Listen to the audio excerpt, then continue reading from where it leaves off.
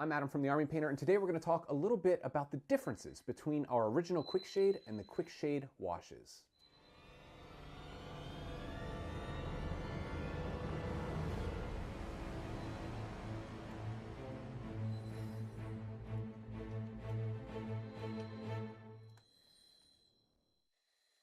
Our Quick Shade systems allow painters of all skill levels to achieve very fast contrast and shading with very effective results. The original Quick Shade is designed in 3 tones: dark tone, strong tone, and soft tones, specially for the dipping technique. Before you'll begin, you'll want to ensure that the Quick Shade is evenly mixed. Don't shake the can, as that can cause bubbles. We instead recommend stirring the Quick Shade to ensure that the pigments are evenly distributed. After priming and base coating your model, you simply dip it into the can of Quick Shade, being sure to get even coverage. Then remove the model, allow the Quick Shade to work its way into the recesses and details, then give it a good shake to ensure that all of the excess dip is removed. You'll want to allow the model to dry for 24 to 48 hours, depending on the humidity of where you're at, until the surface of the model is no longer sticky. Using Quick Shade in our dipping technique achieves insanely fast and effective shading results. Alternatively, you can employ our splash-on technique. This technique is great for larger models and vehicles. Using an old brush, you apply the Quick Shade dip all over the model. It's important that you really soak the model in the Quick Shade and then remove any unwanted pooling after a few moments. Our Quick Shade dip was designed to work specifically with our spray paint dip done fast painting technique, so it's really not necessary to apply a highlight to the model after this step. We do, however, recommend applying a coat of our anti-shine matte varnish to dull down its gloss finish. If you would like to add a highlight, you can once the anti-shine matte varnish has been applied. It's 100% up to you how much time you want to spend painting your army.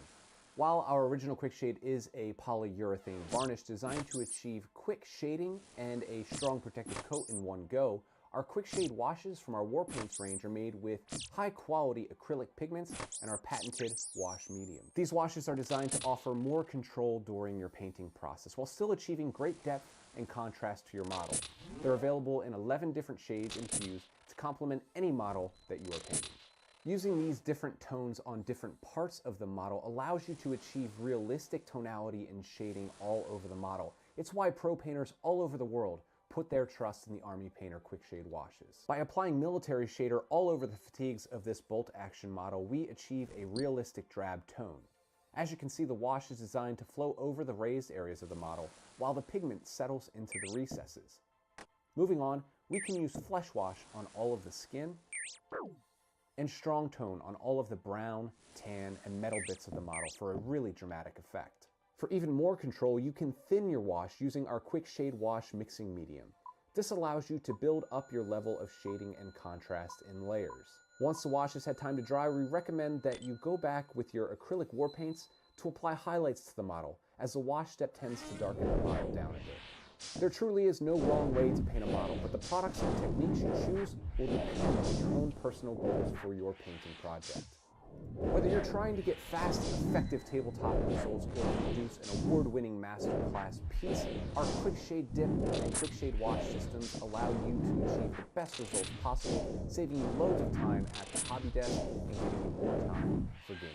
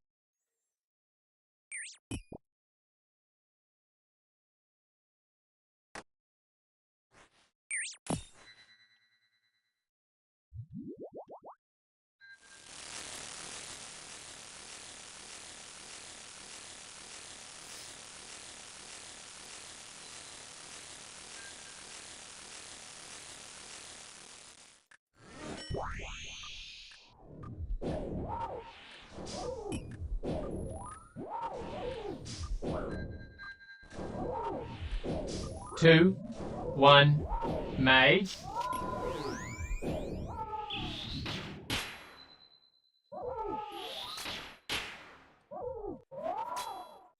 Two, one, range.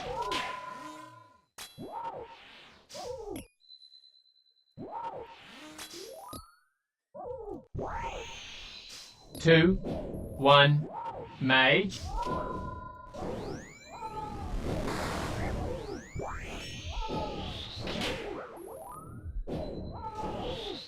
Two, one, range.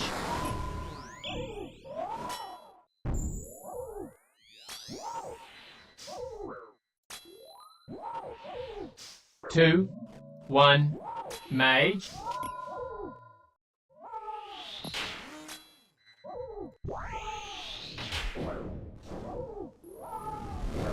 Two, one, range.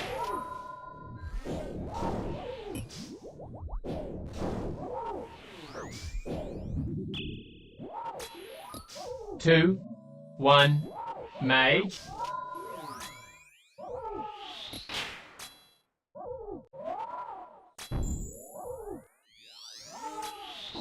Two, one, range.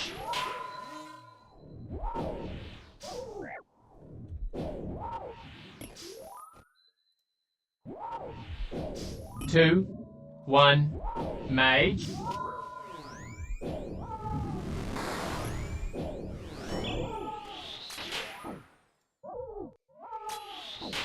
Two, one, range.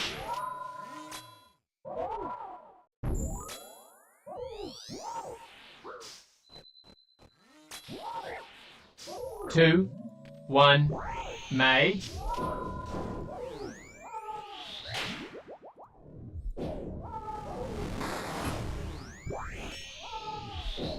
Two, one, range.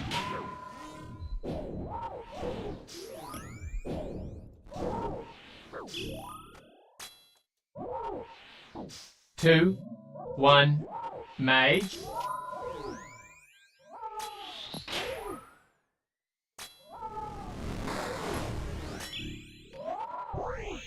Two, one, range.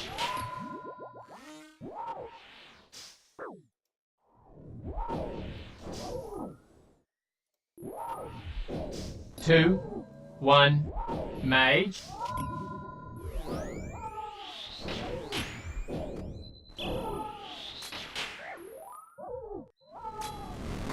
Two, one, range.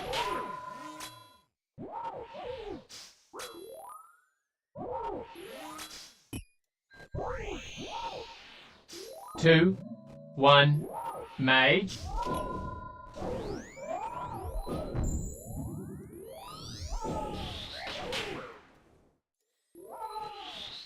Two, one, range.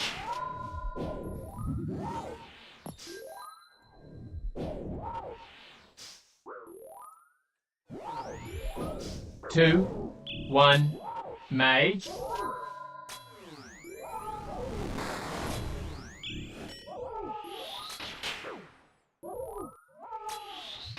2, 1, range.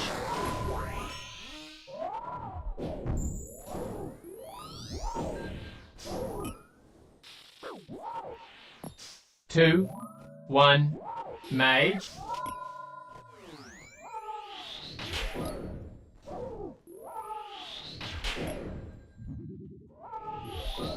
2, 1, range.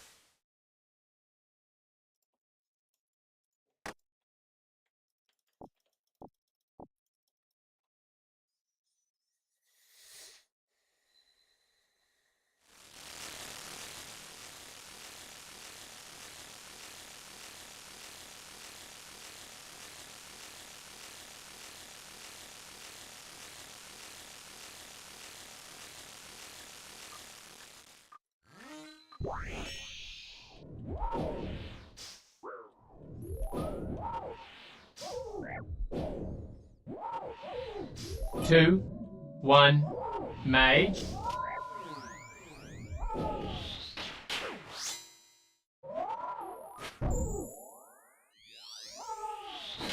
2, 1, range.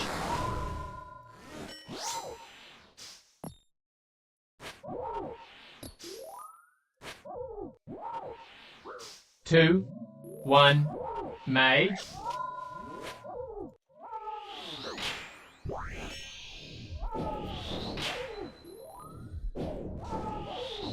2, 1, range.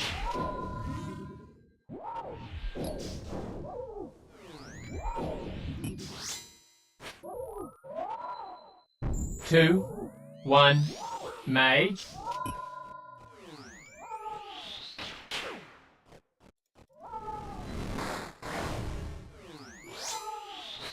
2, 1, range.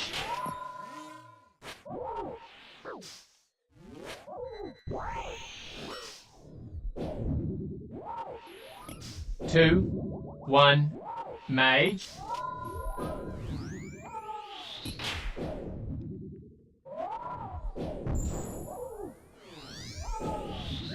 2, 1, range.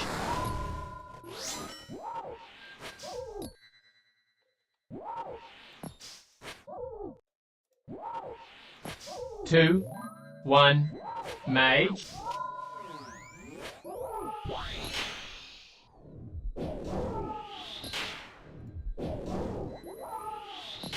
2, 1, range.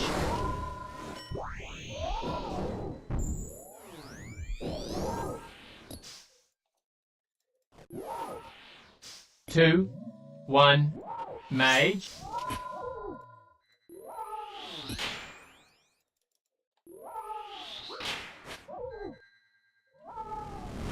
2, 1, range.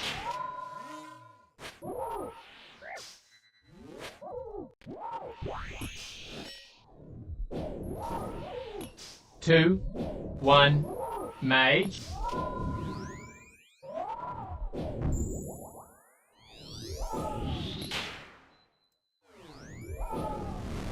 2, 1, range.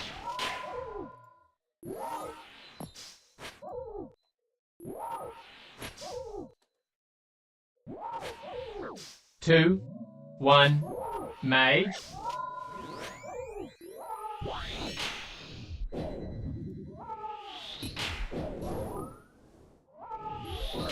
2, 1, range.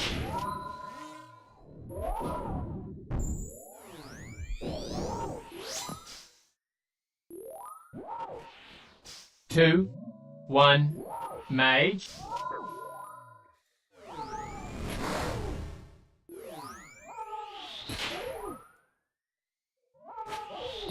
2, 1, range.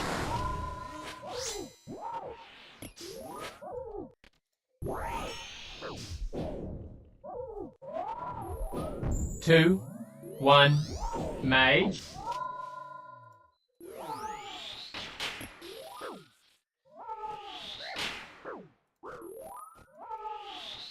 2, 1, range.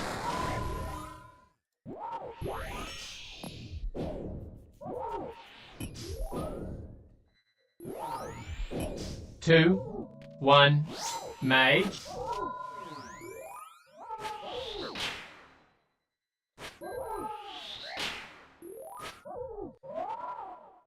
2, 1, range.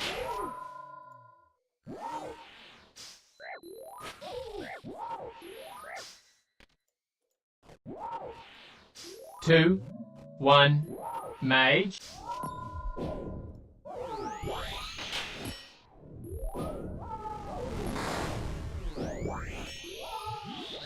2, 1, range.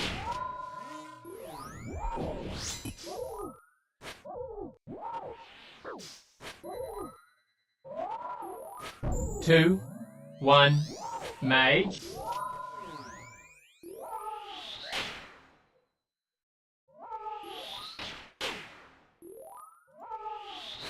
2, 2, 1, range.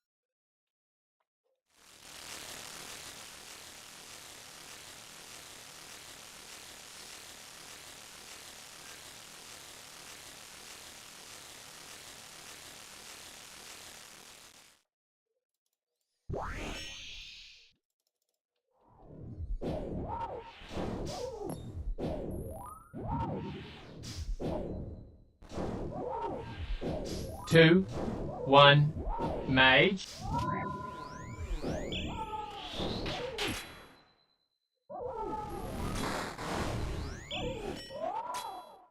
Two, one, range.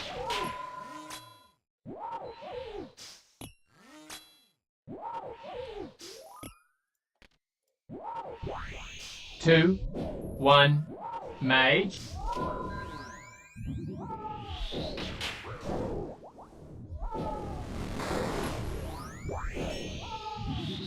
Two, one, range.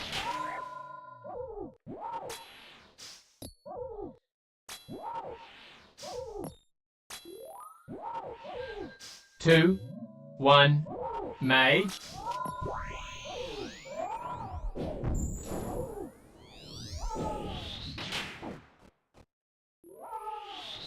Two, one, range.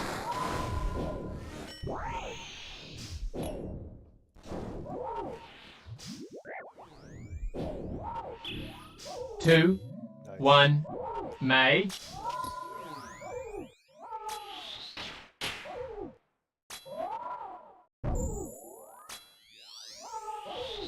Two, one, range.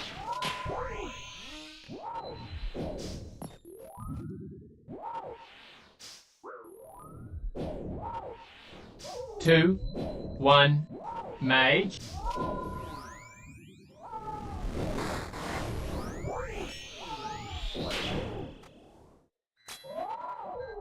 Two, one, range.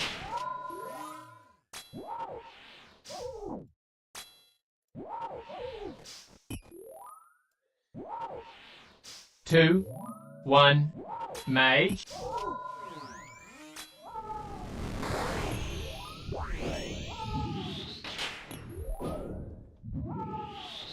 Two, one, range.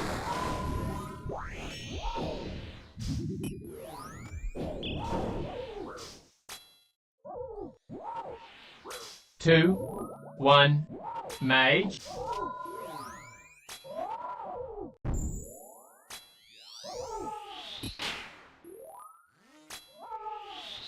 Two, one, range.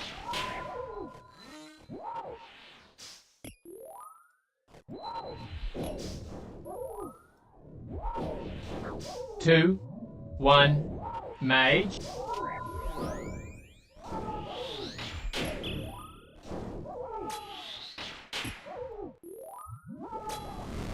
Two, one, range.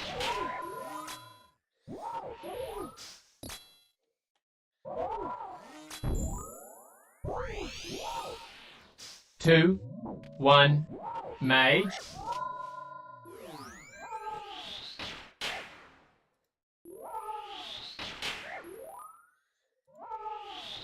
Two, one, range.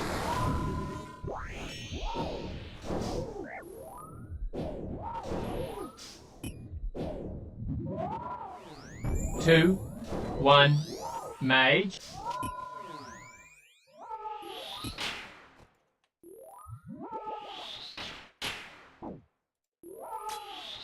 Two, one, range.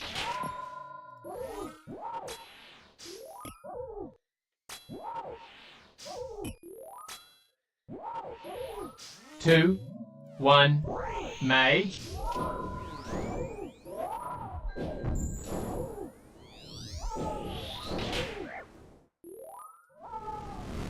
Two, one, range.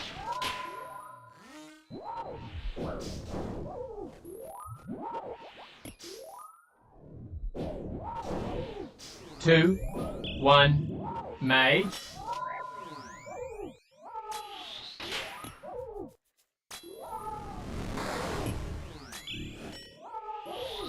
Two, one, range.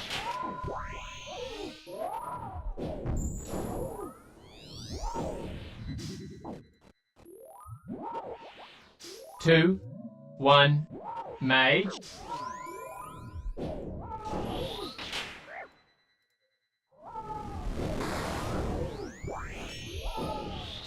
2,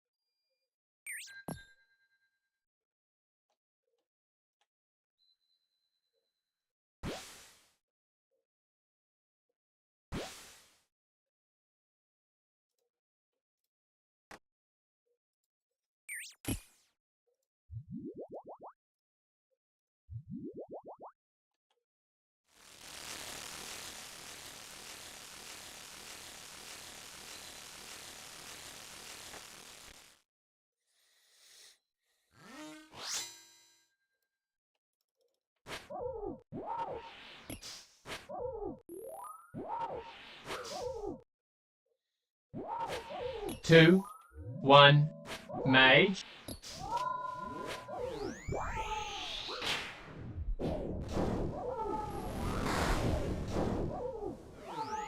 Two, one, range.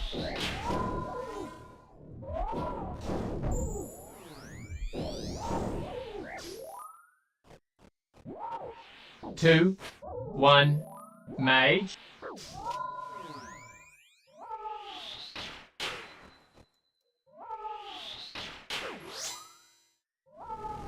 Two, one, range.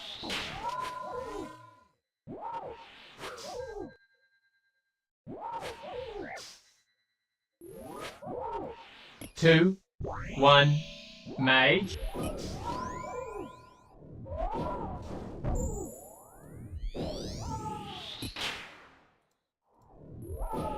Two, one, range.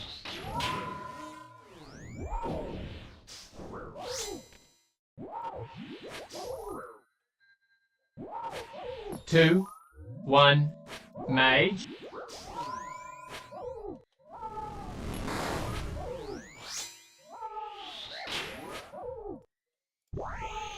Two, one, range.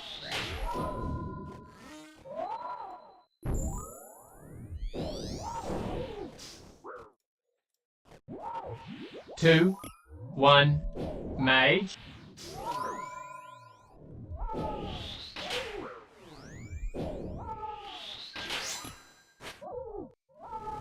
Two, one, range.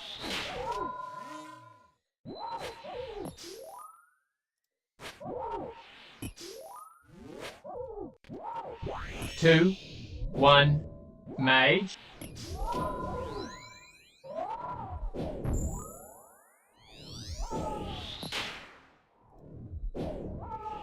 Two, one, range.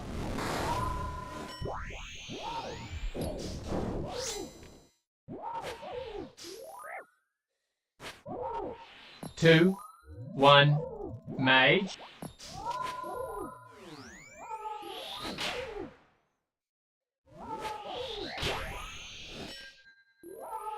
2, 1, range.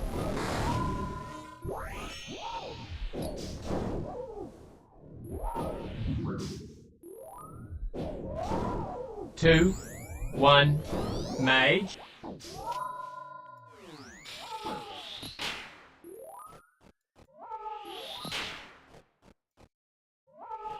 2, 1, range.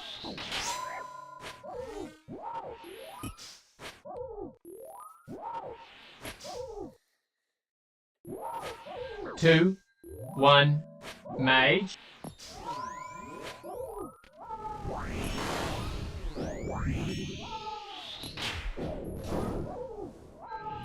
2, 1, range.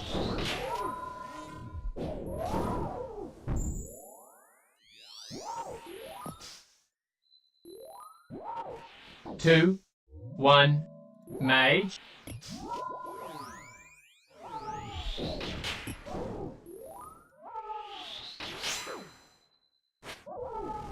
2, 1, range.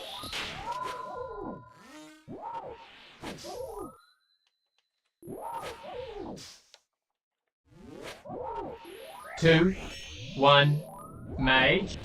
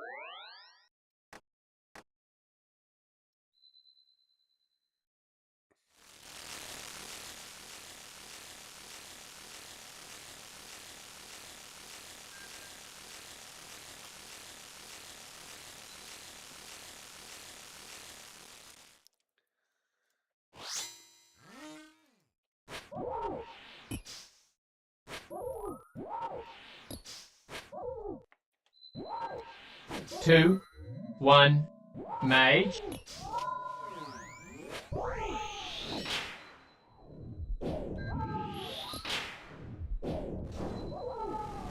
Two, one, range.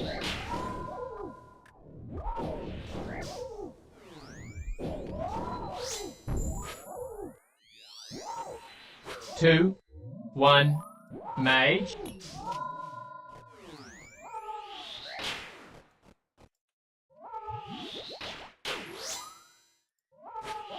Two, one, range.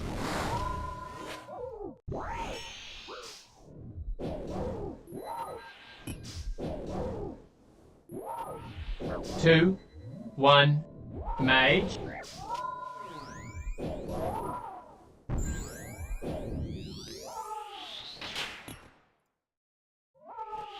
Two, one, range.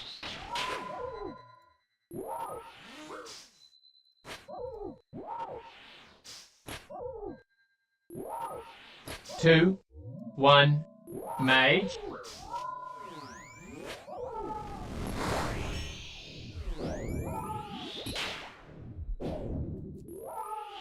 Two, one, range.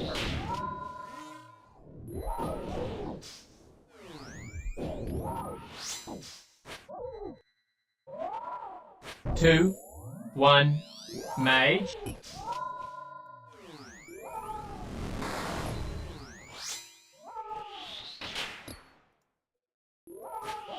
Two, one, range.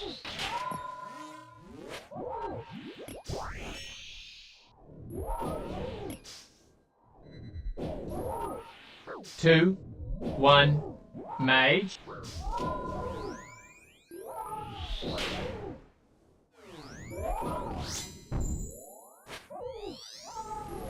2, 1, range.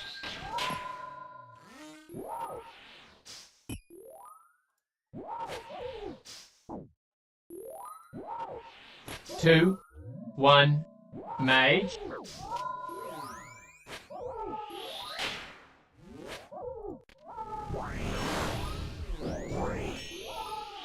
2, 1, range.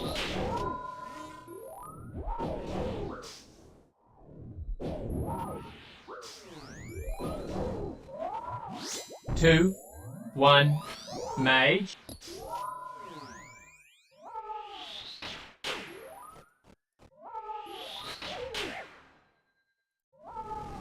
2, 1, range.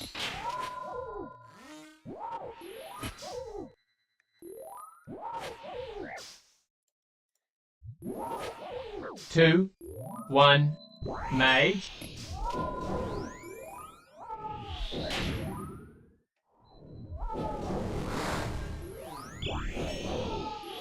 2, 1, range. 2,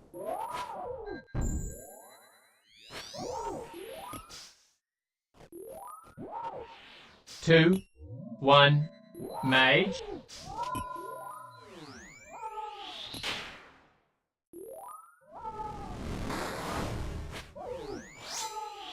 2, 1, range.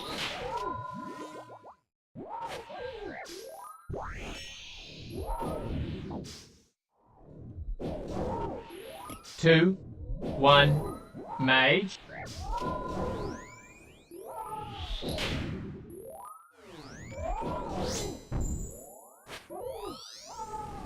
2, 1, range.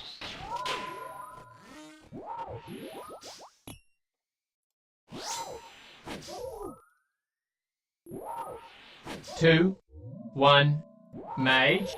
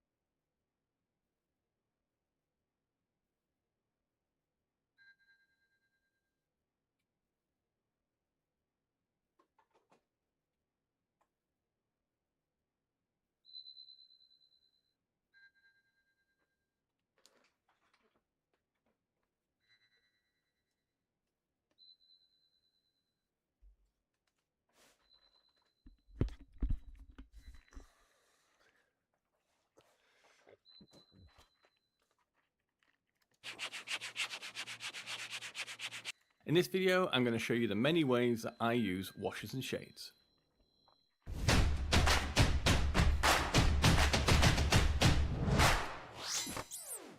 Hi everyone, and welcome to another brushstroke painting guide. So as you heard from the intro there, the topic for this video is going to be looking at using acrylic washes and shades on your miniatures. So I guess the first thing we need to establish is what are washes and shades? And if you're new to the hobby, this can actually be quite confusing because so many different products and so many different manufacturers out there use different terms to mean the same thing. So for example, if you look at the first one here, we've got Games Workshop, it calls that a shade. And then next to that, we've got Too Thin Coats and they call theirs a wash. And then the Army Painter, they're calling theirs a quick shade, but then also on the bottle, they call it an ink. And then Vallejo, we're back to it being called a wash. Pro Acryl, they're calling theirs transparent. And then moving on, we've got newer types of shading paints, which are the speed paints and contrast. So we've got Games Workshop with their contrast paint, we've got the Army Painter with their speed paints, and then Scale 75, they've got their instant range, and Scale 75 also have their Inktensive, which is more like a traditional sort of artist ink. And then right at the end, you can use artist inks as well. Nice and confusing then. Maybe the best place to start would just be to have a look at what they do, and we can worry about what to call them at the end. So let's take the chainmail on this model as an example. I've base coated it with a nice bright silver, but it looks quite flat. There's no shadow or shading to it. Now I could take a darker grey or even a darker silver and add that into all the little holes and the little gaps between those rings and add shadow that way. Or instead, what I could do is I could apply a black wash all over the chainmail and let it do all the work for me. And then once it's dry, you can see what it's actually done is it's darkened down all those gaps like I wanted, but while still keeping all of the rings of the chainmail bright by comparison. All with very little effort from me whatsoever. And that's what shades or washes are for. They're a quick and easy way of adding shadow and depth to your miniatures. But in order to know how best to use them, we're going to need to take a look at how they actually work. So let's imagine then that this shape represents the chainmail texture on my model. And the raised areas are the rings of the chainmail, and then I've got the gaps in between each ring. And then as I applied the wash to the chainmail, you'll remember that it was very fluid-like, almost like a coloured water. And it's because of that fluidity that it very quickly filled in those gaps and very little of it was left on the raised surfaces. Which meant when it dried, the concentration of it was in the gaps, which gave a darker result, and only a very subtle tinting to the raised areas. And it's this free-flowing fluidity which is a key characteristic to washes, because they're actually formulated to behave in this way so that they'll flow freely into gaps and recesses and details of your model and resist settling on the higher areas. Now, those of you who have already watched my How to Thin Your Paints video will remember that I described these characteristics as the paint's speed. And I plotted washes and shades at the fast end of that speed scale because they have those characteristics of flowing easily, moving quickly, and lower opacity. For those of you who have no idea what I'm talking about, then there's a link to that video at the top of the screen now, and I've also listed it in the description below. Well, in that video, I observed that the more a paint is thinned down, the more movement or speed the paint takes on, and the more it wants to run off angled surfaces and settle in gaps and recesses. So effectively, what washes are paints that are thinned sufficiently to maximise this behaviour, resist the raised surfaces and settle in the recesses. So does that mean because all of these products share that characteristic that makes them all the same? Well, not quite, no, because all of these products also have another characteristic which sets them apart from each other, and that's their potency or concentration. And that difference can be really useful for the ways that you can use them. So we saw with the chainmail example that applying that wash over the base coated silver resulted in the recesses being darkened and the higher points remaining relatively unaffected. And that's because the wash used in that case was of a fairly weak potency and only produced a heavy darkening where it collected most, i.e. in the gaps between the rings. If you increase the potency of a wash though, the result is it starts to behave more like a dye and will actually stain the higher points too. And this is where the newer speed paints and contrast paints come in. They've taken the characteristics of a wash and added in the ability to also stain the raised areas too, effectively allowing you not only the ability to add shading and shadows, but also colour the surface as well, all in one step. Let's take a look at a couple of examples to show you how that could be really helpful.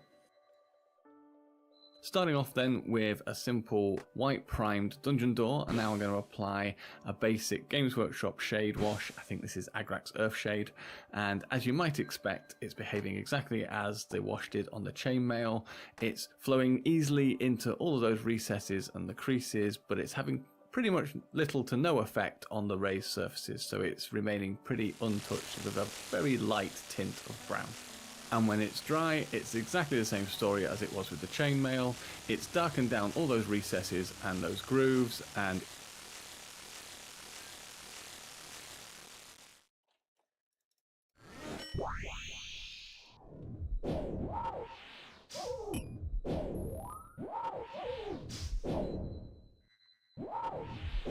Two, one, mage.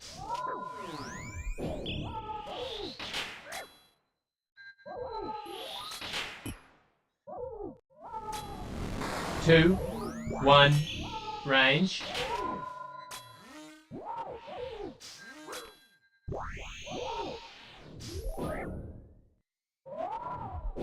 Two, one, mage.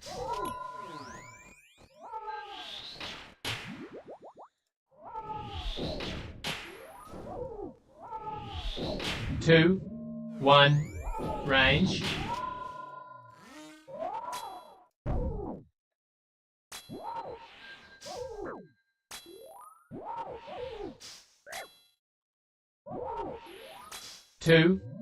one, mage.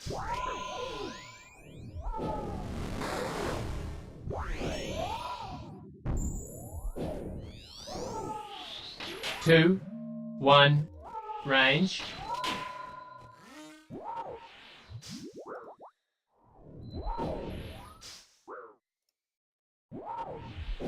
Two, one, mage.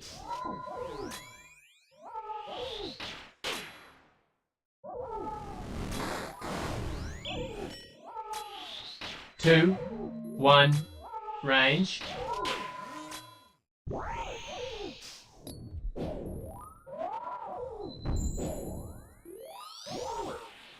Two, one, mage.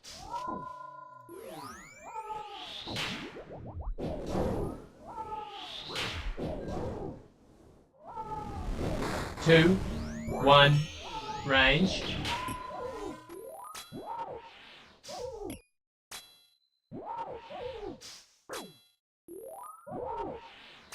Two, one, mage.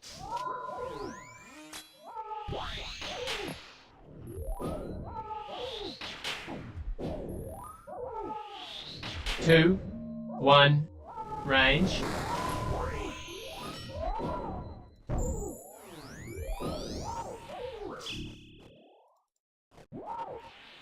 Two, one, mage.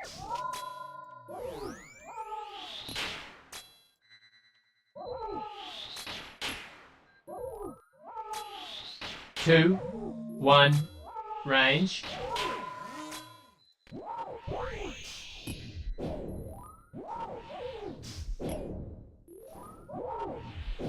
Two, one, mage.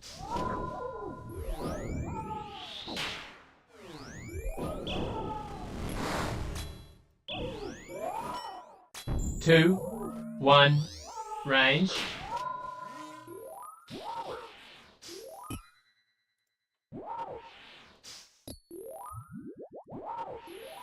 Two, one, mage.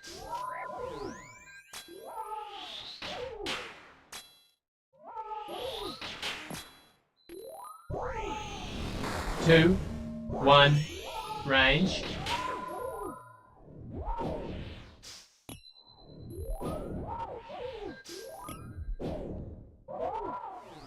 Two, one, mage.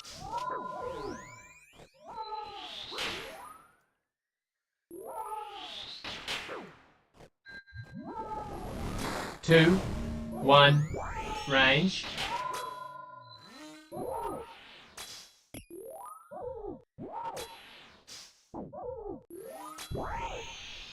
Two, one, mage.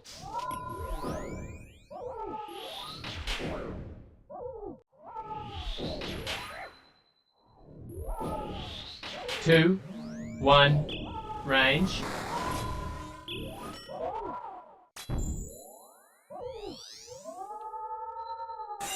It's very lightly tinted, those raised areas.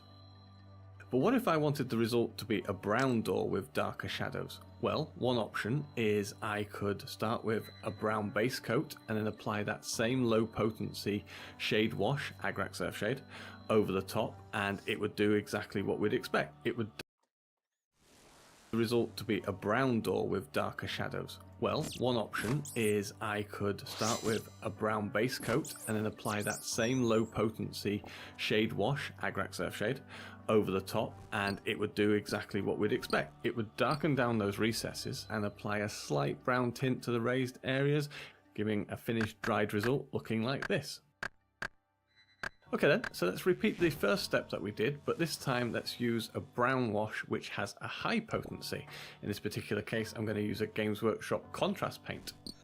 Now, in many ways, it's behaving exactly the same way as the first wash did.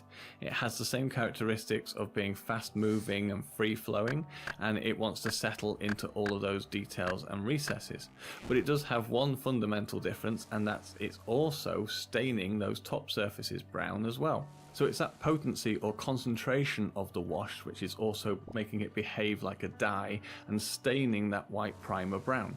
And then if we let this dry, we can see that the end result is actually a brown door with darker shadows in those recesses. So in one step, we've gone from a completely white primed door to not only having shadows and shade, but also having that colour added to the raised surfaces as well. Which means we can see from the results that the first wash added dark brown shading to the recesses and grooves, whilst adding a light brown tint to the raised areas of the two doors we applied it to first, whereas the second wash produced a similar effect on the recesses, but also stained the raised areas with a much stronger tint of brown. Which means we can consider washes as being in a range of potency or concentration, ranging from weaker washes such as Games Workshop shades and Army Painter's quick shades, through to really concentrated and potent washes such as Games Workshop's contrasts and Army Painter's speed paints, even up to pure artist inks themselves. The stronger the wash's potency, the more it will stain the surface it is applied to. Now, before we get too carried away with strong washes and their cool ability to both stain and shade, there is an important key factor that we also need to bear in mind in order to use them effectively, and that is the base colour they are applied on top of. Staining and potency shouldn't be confused with coverage and opacity. As we've already established, a characteristic of a heavily thinned paint is it will always have a degree of transparency, and strong washes are no exception. For strong washes to work effectively, they need to be applied over a white or very pale base colour. Take our door example. If I'd applied the same contrast brown wash over a black primer instead, the result would have been quite different. As you can see, the wash is still going on just as it did before, and it's trying to flow into those recesses, but because the colour underneath is so dark, the difference between the shaded areas and the stained raised areas is almost non-existent. And when the contrast wash is fully dry, that's still the case. There's no real difference between the recessed areas and the raised areas. It's basically just a single dark brown colour. So that's definitely something that we need to bear in mind. The colour that we're painting our wash on top of has a massive effect to the end result we're going to get. Okay, so now we have a better idea of what washes do and how their potency will affect their end result. I think it would be useful for us to take a look at some general tips on how best to apply them. Starting off then with rule number 1, and that is always shake your washes. Now this is a rule that applies to all paints, but especially to washes, because they have a lot of ingredients which, when left unattended, will tend to separate and split out, especially if you take a look at some contrast paints. If you turn them over, you'll notice there's a sort of a sediment or a build-up at the bottom of the bottle. Now that needs to be mixed in. Never try and use a contrast paint where you can see that at the bottom. Always shake it and then shake it some more until it is completely gone, and only then is it right to use. My next tip for applying washes is to work in logical sections. What I mean by this is break the mini up into smaller areas which you can work on and then leave to dry as you continue to apply the wash to the next section. The reason this is important is because you don't want to overwork the wash by running your brush through areas where the wash has already started to dry. Working in small sections and then moving on massively reduces this risk of disturbing drying areas and creating uneven shading or ugly blobs in your wash. For example, on this model I can take an armor panel at a time. Starting at one end, I can apply the wash and begin to persuade the wash to settle into the areas I want with my brush, and keep working across the panel so as to not disturb the wash as I go. By working in this way, it also means that the wet edge of the wash doesn't get a chance to start drying and form any ugly tide marks, because I'm always working with it and moving it and encouraging it to settle to the edges and inner details. This is especially important when applying washes to areas like this, which are very smooth and don't have a lot of texture.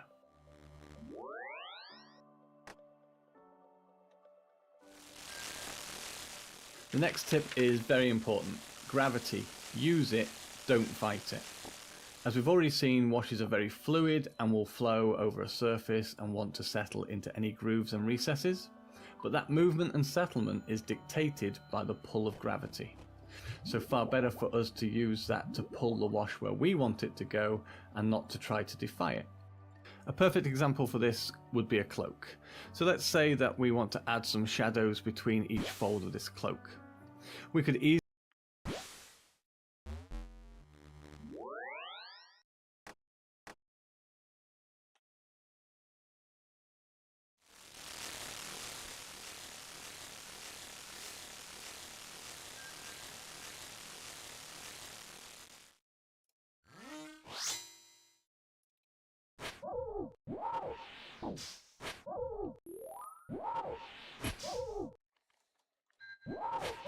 Two, one, mage.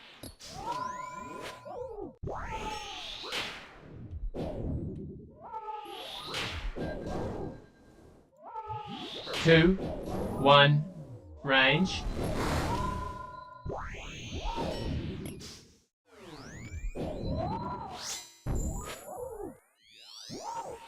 Two, one, mage.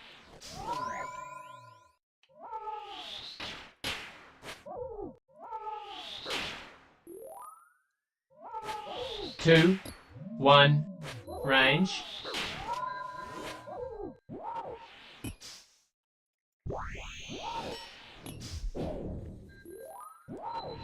Two, one, mage.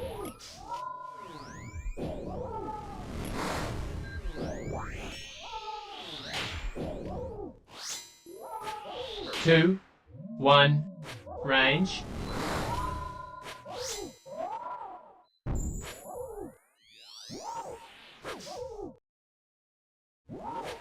Two, one, mage.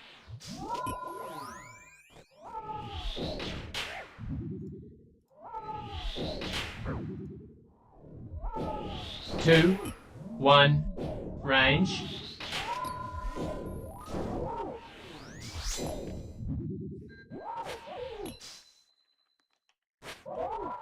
Two, one, mage.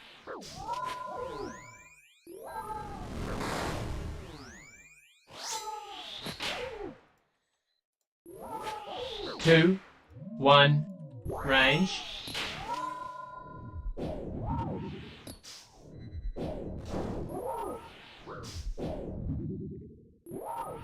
Two, one, mage.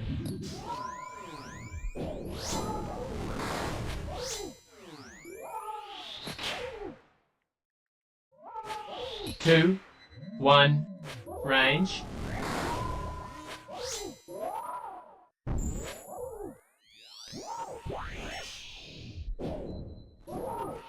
2, 1, mage.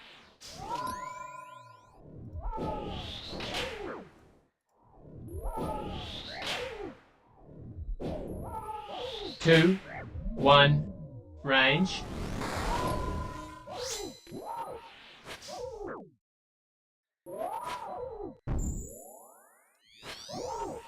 2, 1, mage.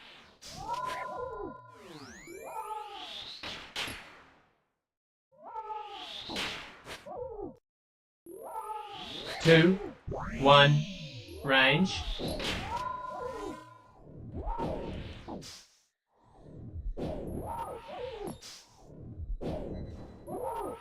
2, 1, mage.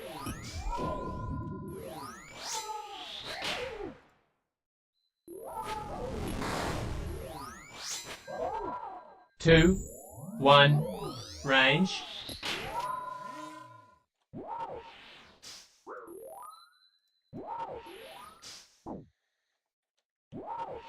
2, 1, mage.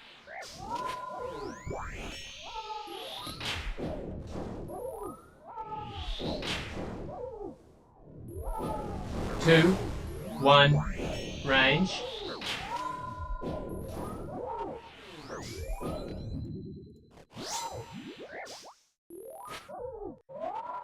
2, 1, mage.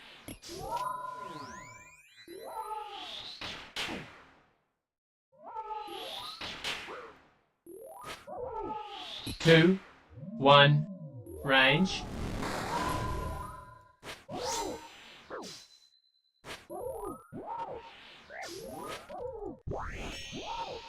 2, 1. Absolutely blasted. Yeah, boy.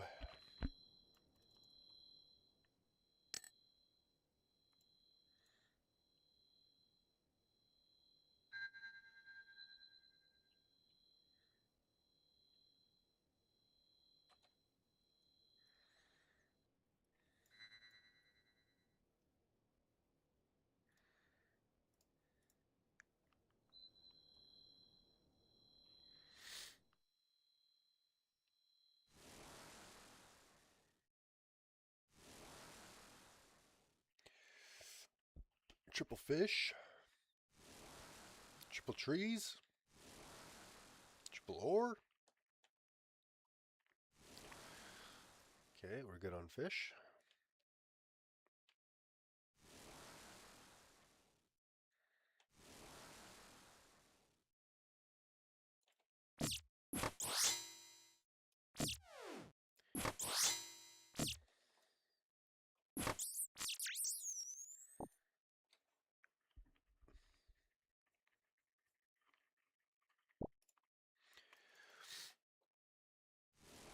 Ooh, nice.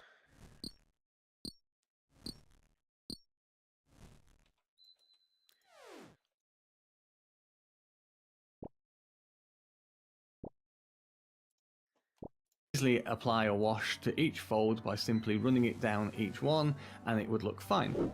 Except in this case we have the cloak stood up and the direction of gravity is actually pulling to the base of the cloak. And all that will happen is that the free flowing wash will happily flow down each fold and settle in puddles at the bottom. Not really what we had in mind. A far better solution would be to orientate the cloak so that gravity is actually pulling the wash into the bottom of each fold instead. That way, when I apply my wash, it will just settle into the bottom of each of those folds, and I can encourage it and persuade it to go to exactly where I want it to, knowing that it's not going to move anywhere else while it's drying.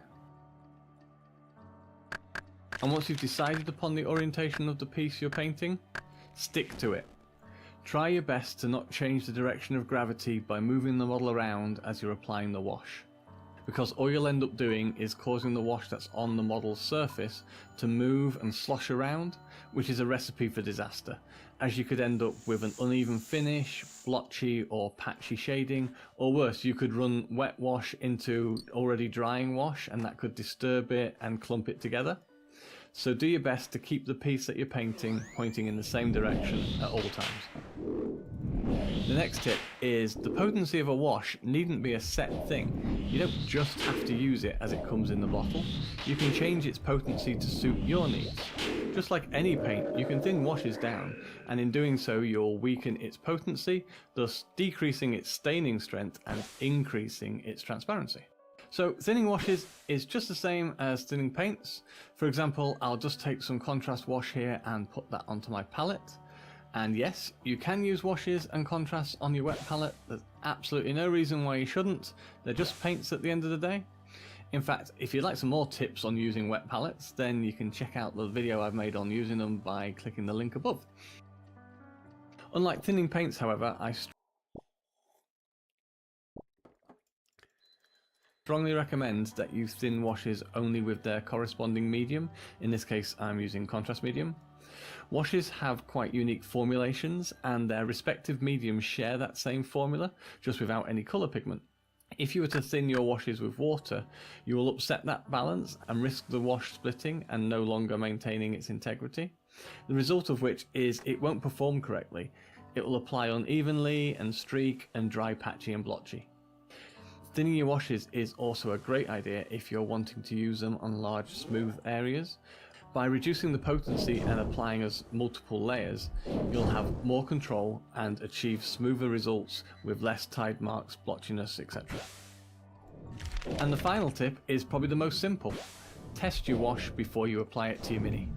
It sounds so obvious, but just by simply testing the wash on your palette or on the back of your hand over the dry colour you're about to apply it to can be so valuable.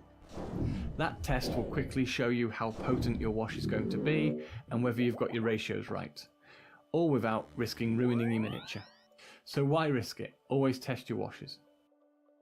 Now, with all of those tips brimming in our minds, let's take a look at some different ways in which washes can be used on our miniatures. Starting off with probably the most simple of all the applications, an all-over wash of a single colour. So I've quickly base coated this Goblin Mini with a few different base colours, and I'm going to apply an all-over wash of a low potency brown wash straight from the pot.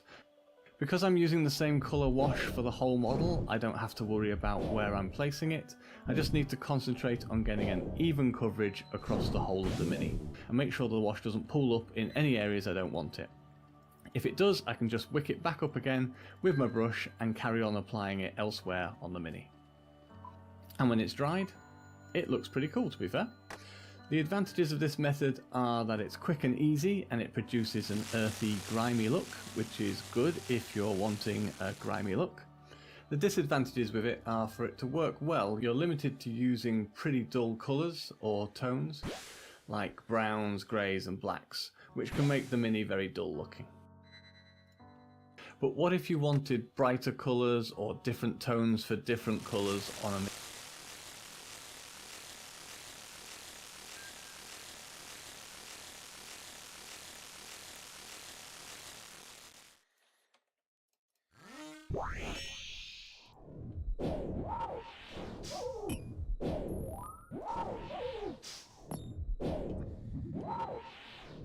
Two, one, mage.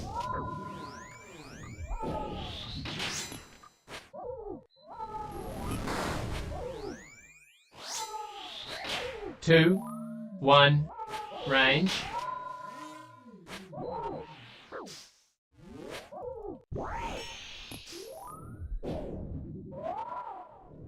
Two, one, mage.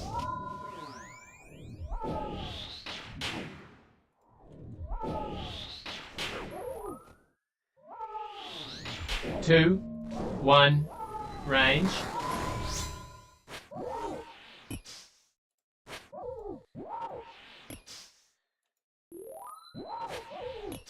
Two, one, mage.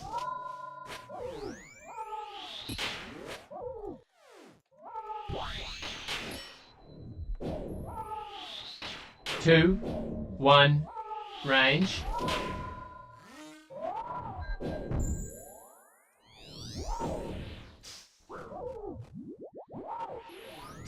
Two, one, mage.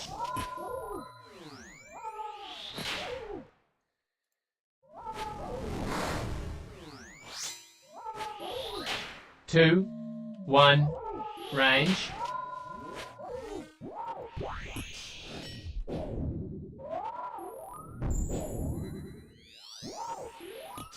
Two, one, mage.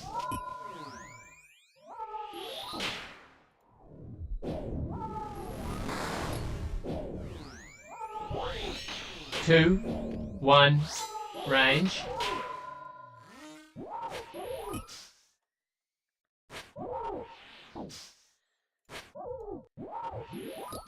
Two, one, mage.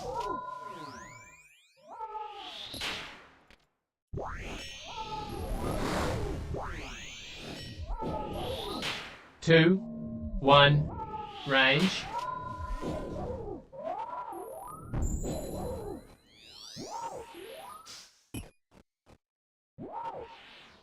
Two, one, mage.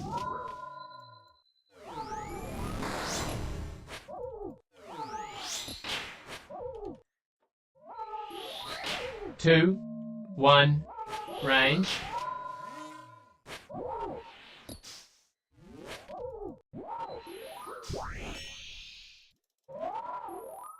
Two, one, mage. Hello?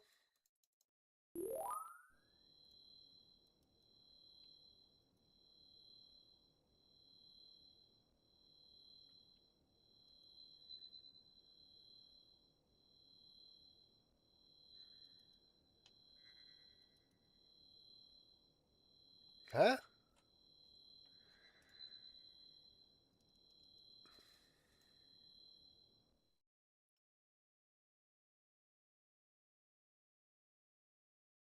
The fuck was that?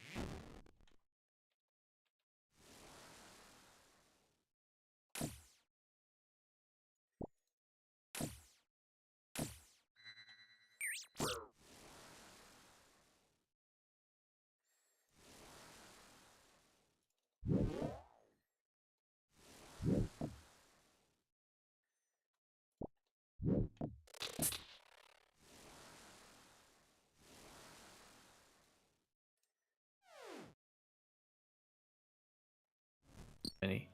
Well, then you can use separate coloured washes for different colours. So I've base coated another Goblin Mini, but I've used exactly the same base colours as I did on the previous one, and this time instead of using just one wash all over, I'm going to use a green wash on the green skin, a red wash on his tunic, a black wash on the metallics, a blue wash on his feathers, and so on. The immediate difference with this method is that it requires far more care to be taken when applying the washes to make sure they're only applied in the right places, especially if you're using potent staining washes over a light base colour. Any mistakes there will require corrections and paint overs in order to cover over those mistakes. But the end result is far more vibrant and colourful than the previous method. The advantages of using multiple washes are really it provides for far greater choice and variation of colour and tone on the Mini, and ultimately total artistic freedom. The disadvantages are the increase in care required for the applications, which then increases the time it takes to do, which is further increased by the longer drying times needed for multiple washes to dry. There will be times when you want to have full control of your shading placement, or you only want your shading to be in the recesses and panel gaps of your miniature. For these occasions you can use a process called recess shading, or it's sometimes called pin shading. The process is very straightforward, but it does require a large amount of care to be taken to ensure the wash is applied in the correct areas. In this example, I'm wanting to darken down the grooves, the vents and recesses on the armour panels, but not the armour itself. So I'm using a smaller brush so as to not accidentally flood the area I'm working on, and I'm just letting the wash run from the very tip of the brush into those recesses. Now I'm trying to be as careful as I can, but mistakes will obviously happen, but that's okay. You just need to let that wash dry, and then you can go back and correct any mistakes that you make with the appropriate base paint colour afterwards. The advantages of this method are it enables incredibly focused and targeted shading to exact areas of the Mini. It's particularly effective on models with large flat surfaces, as it avoids applying washes on them at all, thus removing the risk of any ugly tide marks and streaks, etc. The disadvantages are it does require significant care when applying, which leads to a longer painting process, especially if on top of that there are still mistakes of corrections to be made and tidied up at the end. As we've already seen, potent washes are great because they have that ability to stain the surface like a dye. Well, we can take advantage of that trait and we can use it to tint our minis as well. In this example, I've painted my Mini with a base coat cream colour, shaded the recesses and even added a highlight to the edges. And now, using a thinned down contrast yellow wash, I'm going to tint all of it a lovely bright yellow. Because washes have that level of transparency, it means the different tones from the highlights and the shading will still be visible through the wash, but now there'll be tones of yellow instead of creams and browns. Tinting colours like this is a great way to paint bright and difficult colours like yellows, as the shading and highlighting can all be done in advance. Other examples where you could use this tinting method would be for, say, painting illuminated buttons or lamps. By simply painting them with a bright white first and then applying a tint of a potent wash over the top will give a great glowing effect. The disadvantages of this method are really the same as any of the other colour specific methods we've looked at already. The overall painting takes a little longer and needs a little bit more care. Incidentally, if you'd like to see the whole process for painting this,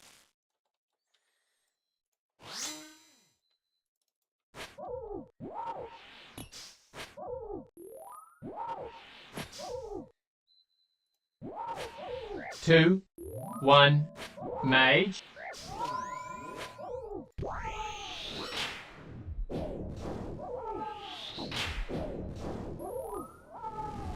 Two, one, range.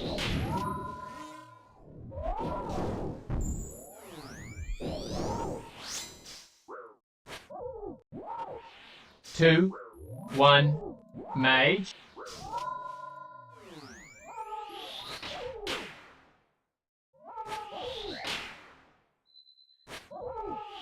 Two, one, range.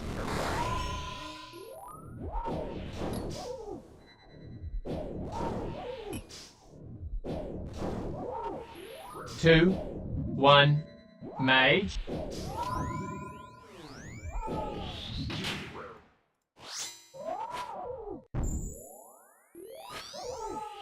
2, 1, range.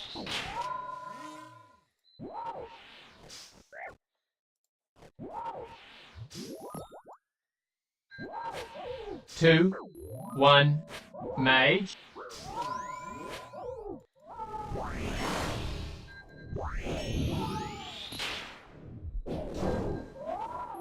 2, 1, range.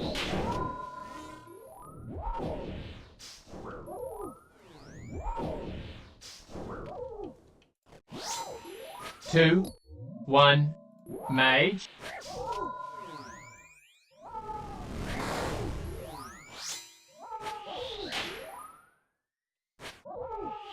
2, 1, range.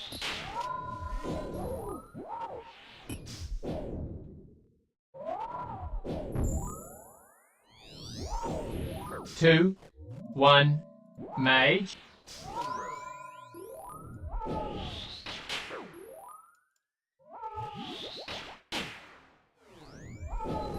2, 1, range.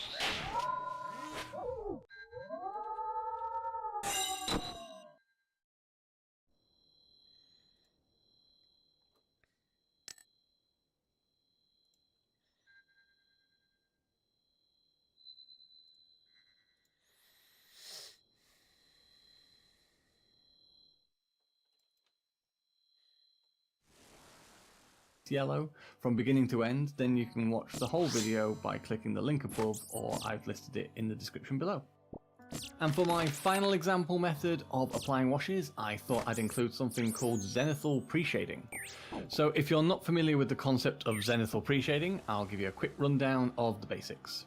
Starting with your miniature, you prime it or base coat it all over in black, and then from an angle above of around 45 degrees, you spray a light grey or a white, and that will fall on all the raised areas and pick out all those details on the miniature, whilst leaving the underside and recesses etc. coloured black, effectively creating a realistic looking shading and highlighting all over the miniature.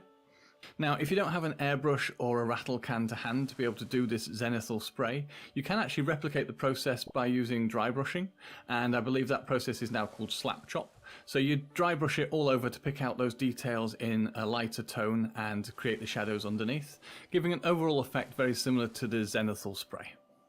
So how does this apply to washes and shades? Well, if we take the tinting method that we've just looked at, and this time include both the staining and shading properties of a potent wash, like contrast and speed paints, we can combine everything we've looked at in this video and distill it into a single process. By simply applying a potent red wash over this zenithal shaded miniature, I can achieve a coloured, shaded and highlighted red armour all in one step. Now, you will need to take extra care to only get the wash on the areas that you want, because trying to correct the zenithal undercoat is very tricky, I can tell you. But I think you'll agree the end result is well worth that extra little bit of care.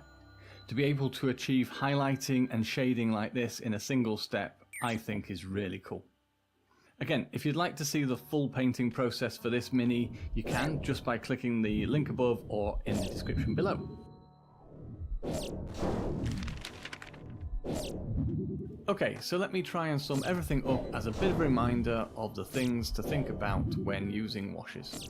Firstly, think about the result that you're wanting and which method will achieve that best for you. A single colour all over wash is great for quick and simple results, especially if you're after a more muted and grimy look, as a brown wash is perfect for that. For punchier colours or to shade multiple colours on a miniature, including using potent staining washes directly on a white primer, then the colour specific method is a good method to use. For more focused and targeted shading to specific areas such as recesses, then recess shading is the method I would choose, especially if it avoids having to apply washes over large flat surfaces. For painting bright and troublesome colours like yellow, then I highly recommend using the tinting method. and for a quick and effective way to achieve eye-catching highlighting and shading in a single step, then using a potent wash over a zenithal pre-shade is a great option. And don't forget, whichever method you choose when using washes, always shake your washes. You decide the potency you want your wash to have, and like paints, applying multiple thin coats will result in a smoother, cleaner result, especially when applying over smooth flat surfaces. Remember to always test your washes first so you know exactly what you're going to get. Use gravity to your advantage and keep the miniature orientated the same way as you apply your washes. And finally, apply the washes methodically across your minis to avoid disturbing areas which have already started to dry. Oh, and one last thing, always make sure your washes are fully dry before moving on to that next stage of painting. Thank you so much for watching. I really hope you've enjoyed this video and found it useful. If you have, then please do give it a like. If you'd like to see more of these videos and have any suggestions on videos you'd like me to make, then please do drop a comment below. If you have enjoyed this video, then please do consider hitting that subscribe button and supporting the channel, and don't forget to click the notification bell to be told whenever I post another video. And finally, I'd love it if you stayed on the channel and checked out some more of my videos. So how about another of my painting foundation videos, or perhaps my latest painting video where you can see the techniques from this video in action.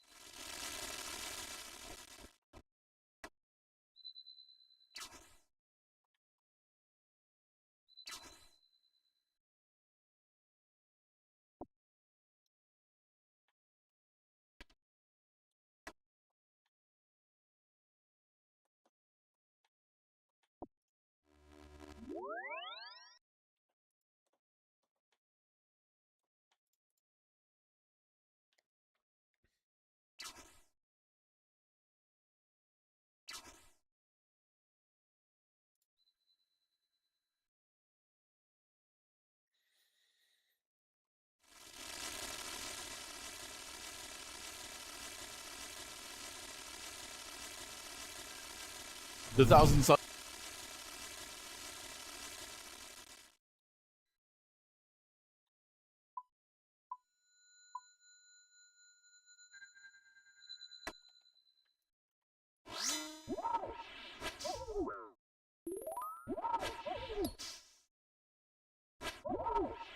Two, one, mage.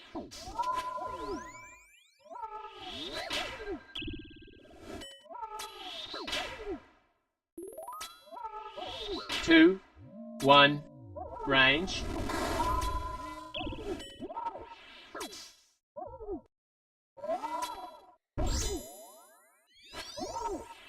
Two, one, mage.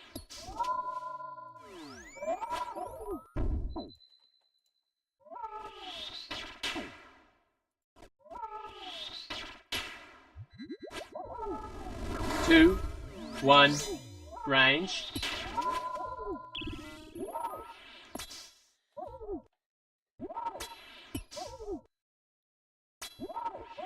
Two, one, mage.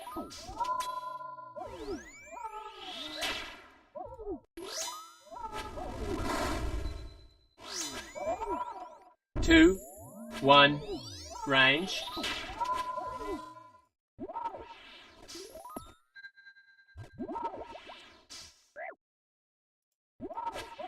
Two, one, mage.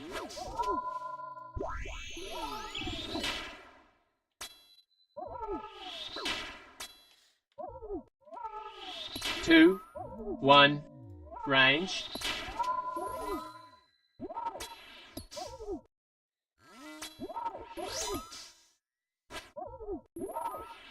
Two, one, mage.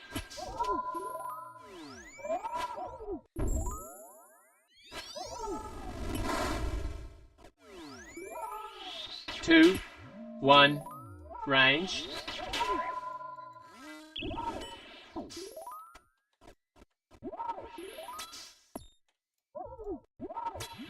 Two, one, mage.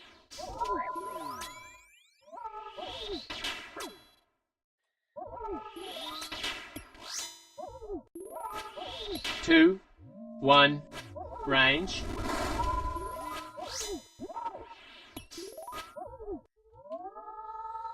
Some may think they have their advantage with their foul sorcery. The Custodies are going to show them the Emperor's might. Mubin thinks he can show me the Emperor's life. Well, I'm here to show him that he too can mutate into a bird. In the time of the Horus Heresy, the Adeptus Custodes were a part of the burning of Prospero, the home of the Thousand Suns. 10,000 years may seem a long time to hold a grudge. However, for these bitter rivals, there's no expiration date on revenge. Will Mubin and his golden host bring the condemnation of the Emperor to the Sons of Magnus? Or will Aiden and the Thousand Sons enact vengeance for Prospero against the hated Adeptus Custodes? We're about to find out in this 40K in 40 minutes.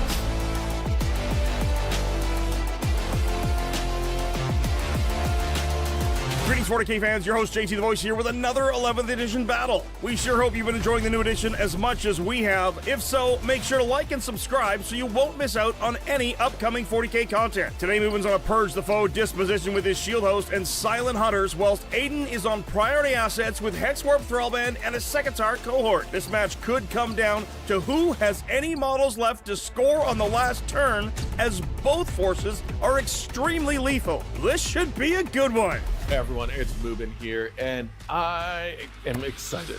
I get to play Custodies for the first time in 11th edition. There have been some changes that I am looking forward to. G'day everyone, my name's Aiden. I'm one of the videographers here at Play on Tabletop, and today, it's another day on the gauntlet. Today is my final test. This is an important step. Today I'm playing Thousand Suns. Not my first love, but definitely the one that holds my heart. I've been playing them for about 6 years now, bringing a whole host of options for you to really showcase the new uniqueness of the Psychic keyword and the Psychic might of the Thousand Suns. Aiden's Thousand Suns consists of a Hexwarp Thrallband detachment and a Sekitar cohort detachment. This is going to put him on a priority assets disposition. There's a Sorcerer with the Oculus Infernum leading 5 Rubric Marines. Oculus Infernum. This allows the Sorcerer to either before or after moving, pick a unit of Sekitar robots within 6 and give them +1 ballistic skill for that spicy 3-up. There's a Sorcerer with the Empiric Onslaught enhancement leading 5 more Rubric Marines, a Sorcerer in Terminator armor leading 10 Scarab Occult Terminators, a Demon Prince of Tzeentch with wings as his warlord, 2 squads of 4 Sekitar robots, 3 Zangor Enlightened with Fatecaster Greatbows, and a 10-strong unit of Zangors. My intention is to give Sekitars psychic attacks, which then pairs really nicely with the Hexwarp Thrallband detachment rule, meaning my Sekitars will now ignore modifiers to hit, potentially be rerolling 1s to wound, or if the magic is flowing, +1 to wound. Now, what is the flow of magic, you might ask? Well, I'm glad you asked, Internet. My deployment zone is always flowing with magic. If I control at least half of the objectives in No Man's Land, then the midboard is flowing. And if I control my opponent's home objective, then that is flowing with magic too. We aim to take down Mubin and teach him the true might of the Thousand Suns. I've always enjoyed playing Custodies because while the idea of a Space Marine is nice, I like the Custodies just that much more because they are just that much more superior. They're better at fighting, they're better at shooting, they're better at everything. They even have better armor. It's gold. Come on. Mubin's Custodies consists of a Shield Host detachment and a Silent Hunters detachment. Shield Host is there to beef up my Custodies, make them hit that much harder, that much better in combat, while the Silent Hunters detachment allows my Sisters of Silence to be able to move up the board, do the actions that I need them to, while also enhancing them a little bit and giving them a little bit of extra. He's chosen a Purge the Foe disposition. There's a Shield Captain and Alaris Terminator armor as his warlord attached to 3 Alaris Custodians as bodyguard. He's got a Blade Champion attached to 5 Custodian Guard. The Custodian Guard will be in a bit of more of an aggressive foothold simply because with the Blade Champion, I have the ability to advance and still charge, which means if I get an opportune moment, I will run across the board, hit something, and probably kill it dead. A Shield Captain on a Dawn Eagle jet bike with the Panoptispex enhancement with 3 Virtus Praetors. There's also a Knight Centura attached to a 10-strong unit of Vigilators that have Psych Out grenades. An Anathema Psychana Rhino, 4 Prosecutors also with Psych Out grenades, 3 Venatari Custodians, and 4 Witch Seekers also with Psych Out grenades.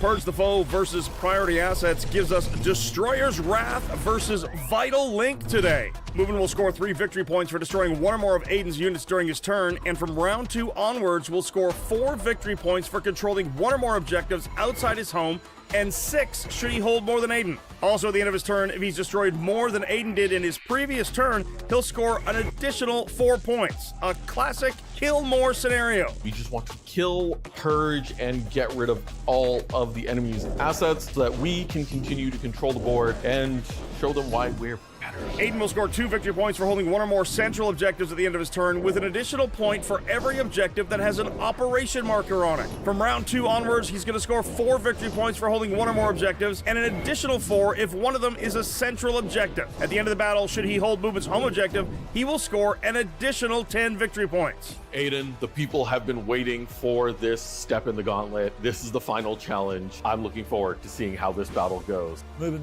the magic calls to me. Today you will taste what true Zinchian trickery looks like. Aiden, we meet at last. So they tell me. I've heard many things. The people have been asking for this. They say you shine with the Emperor's light. Almost like a beacon, one would say. It's so shiny that I even have a secondary named after me now. I know, it's impressive. The beacon is lit. The beacon is lit. This is Aiden's final step into the gauntlets. Currently I'm 1-1-1, so if I do win this, that will mean I will finish my gauntlet with a positive, and I may get the chance to fight the king himself. But not for a while, he's a busy man. I think it's time to see who is the attacker, who's the defender. Yes, sir. That's a...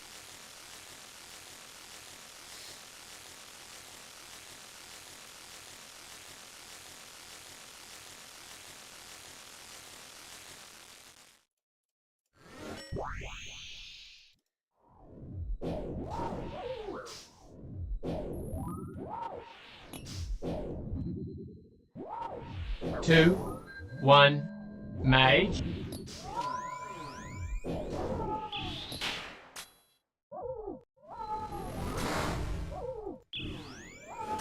Two, one, range.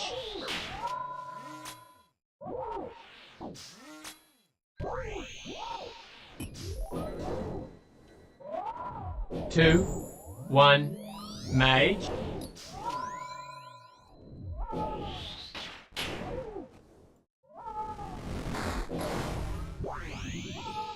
Two, one, range. Two,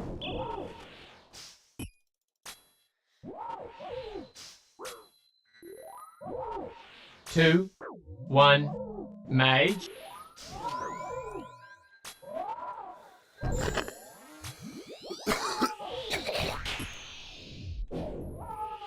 Two, one, range.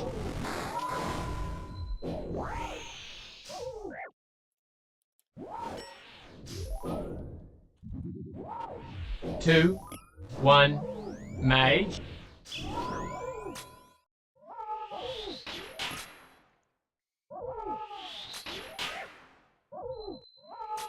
Two, one, range.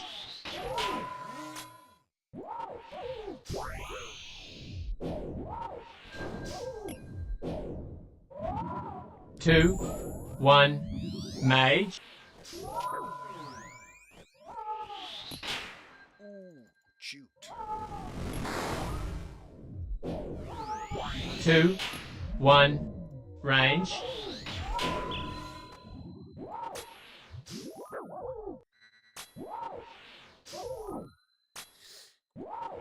Two, one, mage.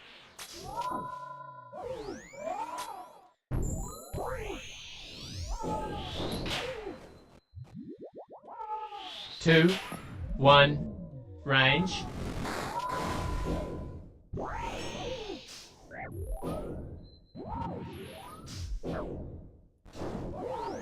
Two, one, mage.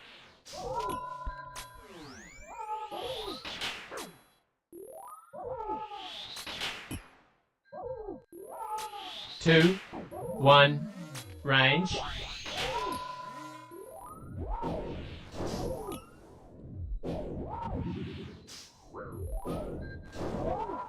Two, one, mage.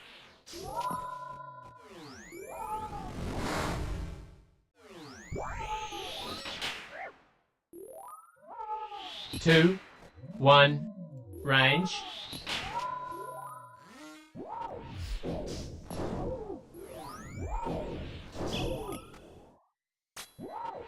2, 1, mage.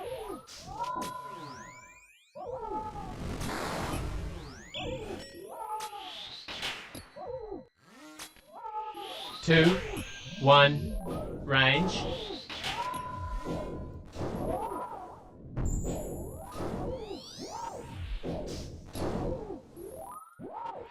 Two, 1, mage.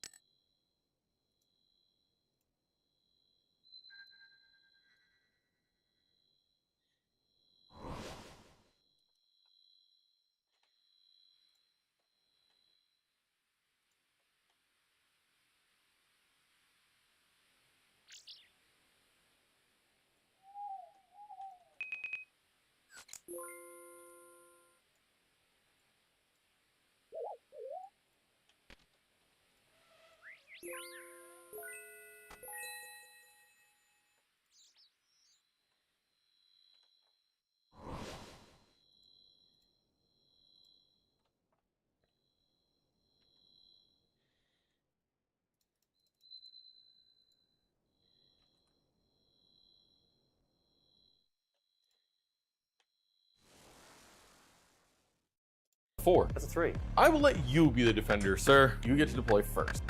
This episode is brought to you by Tabletop Terrain. Tabletop Terrain makes it so you can unpack your shipment and get to playing almost immediately. FDM printed terrain made in full color, no painting required. That's right, no paint queue, no projects, just game-ready terrain. You get consistent, repeatable color that's more affordable than hand-painted terrain. Next-gen color terrain is delivered completely ready to play. Just unpack it, and you're ready to go. Whether you play Warhammer 40k, Age of Sigmar, Battletech, Shatterpoint, you name it, Tabletop Terrain has got your terrain needs covered. Printed in color and ready to go in a variety of new and interesting designs, all of which are compatible with 11th edition Warhammer. Plus, if you follow the link in the description below, you'll unlock a 5% discount on your order just for being a fan of PlayOn and following the link. Tabletop Terrain also prints resin miniatures. Make sure to check them out at the link in the description below or go to tabletopterrain.com and see all the cool stuff that they can print for you.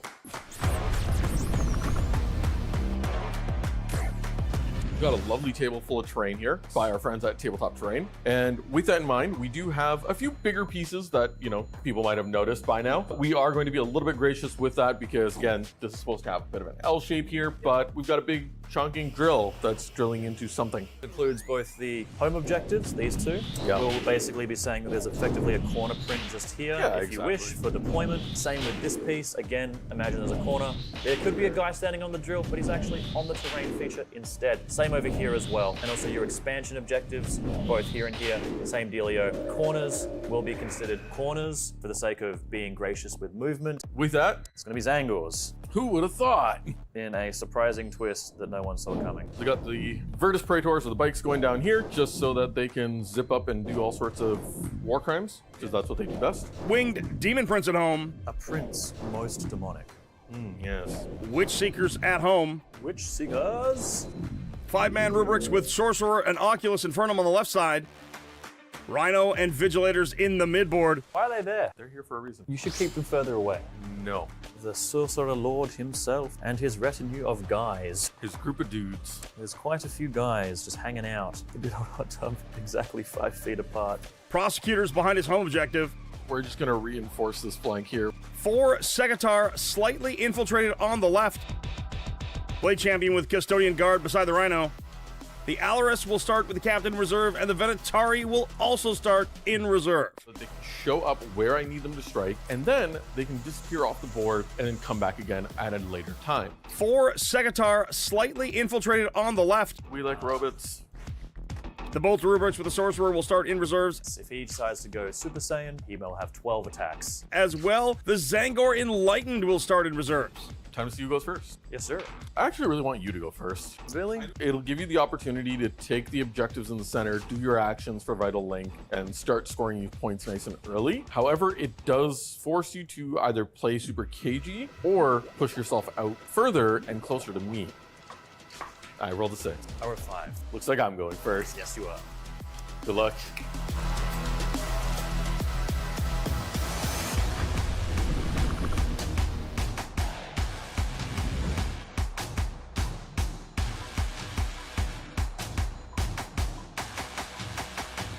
dice have decided I need to go first, which is fine. Custody turn 1s are usually pretty straightforward. You set yourself up, you position well, and you get ready for the turn 2 or potentially turn 3 depending on the game, and then charge everything. Pre-game moves from Mubin. Witchseekers move back slightly. He's going to choose for his martial mastery critical hits on 5s. That means in combat, most likely, he's going to be sustaining hits.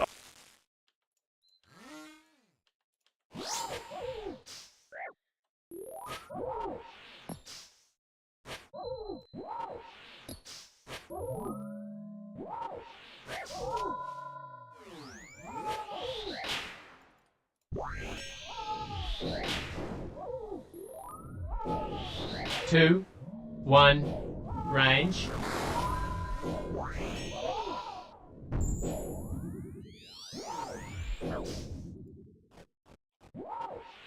Two, one, mage.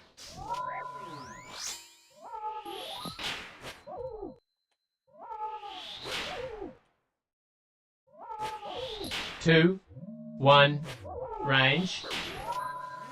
Two, one, mage.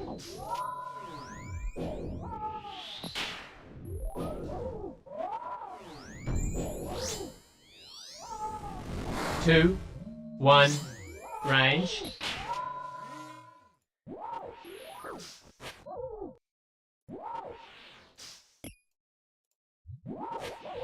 Two, one, mage.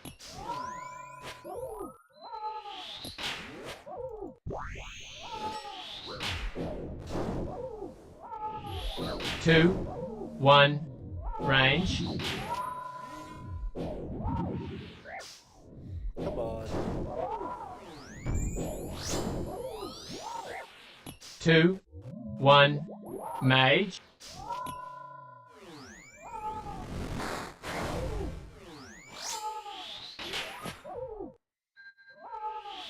Two, one, range. Two,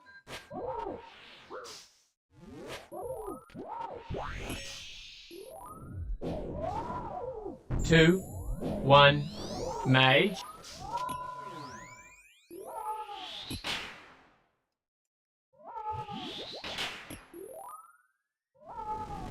Two, one, range.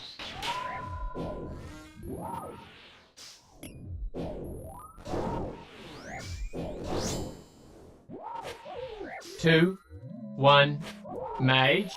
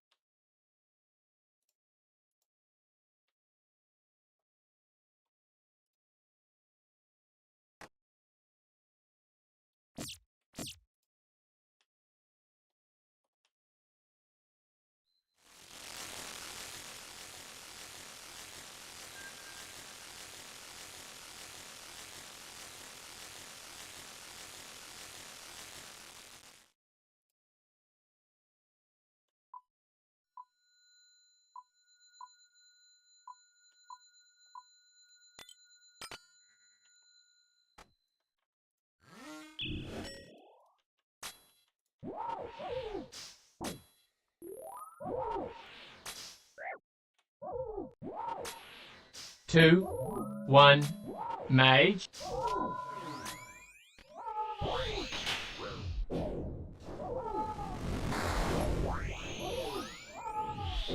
2, 1, range.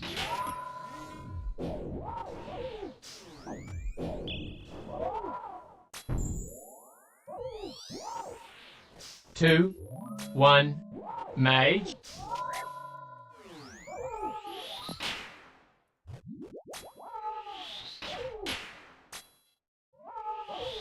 2, 1, range.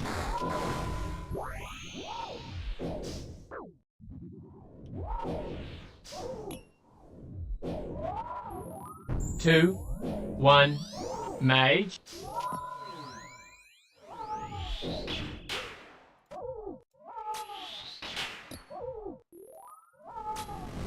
2, 1, range.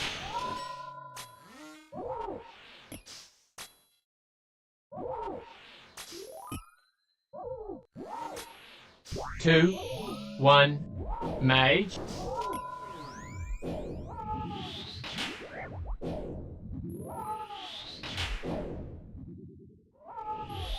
2, 1, range.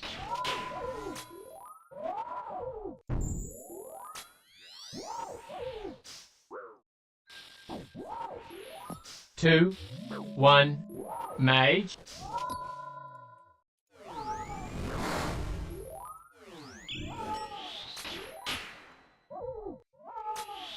2, 1, range.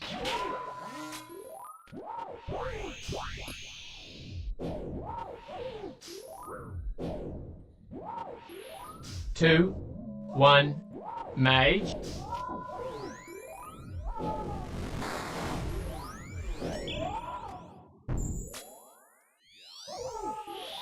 2, 1, range.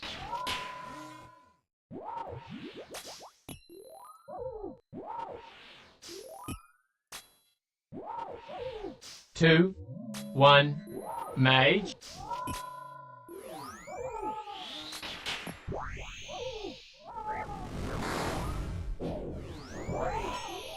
2, 1, range.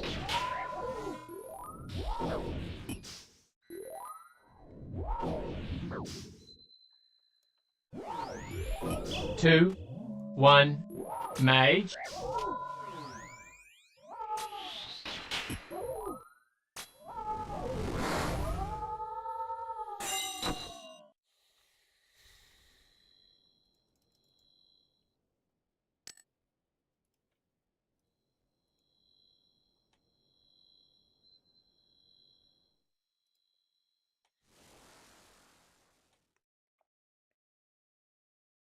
5. Secondaries being drawn, cleanse and bring it down. I gotta kill the Demon Prince and I gotta cleanse. I don't like either of those. But you're so holy, full of the Emperor's light. Cleansing is in your blood. We'll do the cleanse. Nothing to score on the first turn. Let's get to the move. The movement phase. The movement phase. Yes. I not only have a secondary after me now, I've had a phase. That's great. Prosecutors who are just going to shuffle over a little bit. Yep.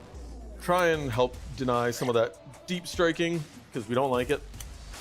Witch Seeker's forward, but still on the objective. We're going to burn the witch. Rhino up, potentially to cleanse. I'm in my mum's car. Jet bikes ahead onto the right side, also a potential cleanse action. 0. Custodian guard forward in beside the Rhino. We're going to go into the shooting phase. Rhino will declare a cleanse. Yep. The bikes will declare a cleanse. Gaming. And then I'm going to end my turn. Wow. Wow. And a turn scoring. 5 points on secondaries for Mubin for cleansing 2 objectives. He's still got Bring It Down in hand. Both players on a command point.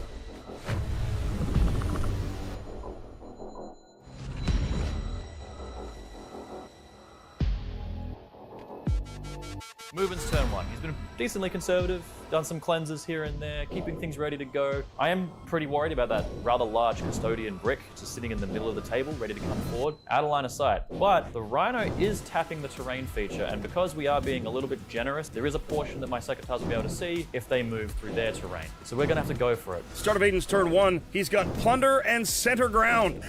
Get over here. All right. Command point being spent on warding Hex. to secure his home objective. The movement phase. We are going to have to, unfortunately, not go for it as much as we might have wanted to. Sekitar on the left side moving up to the front of the objective. They love it, you love it.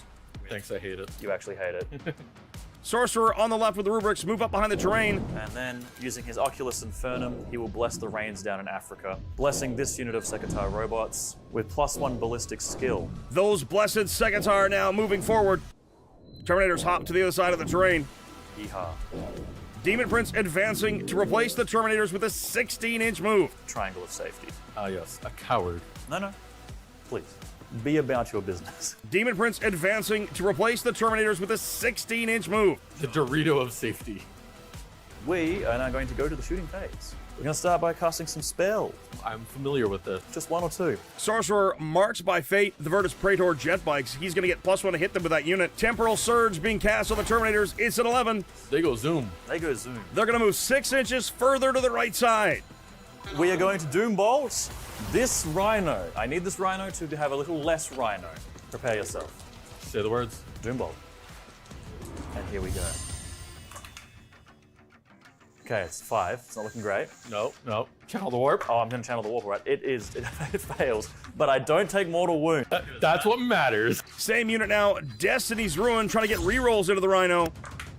He channels, he perils 2 mortal wounds to his unit, Oh no. Sorry, Aiden, not like this. but he's gonna have reroll 1s into the Rhino. Spinning a command point here on ectoplasmic extrusion so those blessed Sekitar can shoot after doing the Vital Link action. Firing on the Rhino, missiles first. Oh, Feel No Pains versus Psychic takes it to 5 wounds. 3 up against Psychic, and I gave the Sekitar Psychic. This wouldn't be an issue in any other context. Melter guns. 4 Pyreflux melter guns. Oh god. 3s. Good. 2 through, 8 damage. 4d6 flamers. Right, flamers. Flamer, 7 wounds to the Rhino. Amazing. Looking for more 5s. Yeah, I got this. I don't got this. No. That is 4 wounds that I take. 3 mortal wounds done on the disembark, but he feels no pain. Everybody hurts sometime.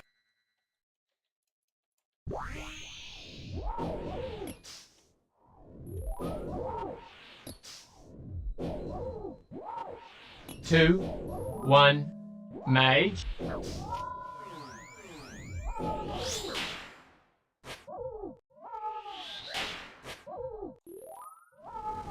Two, one, range. Two, one,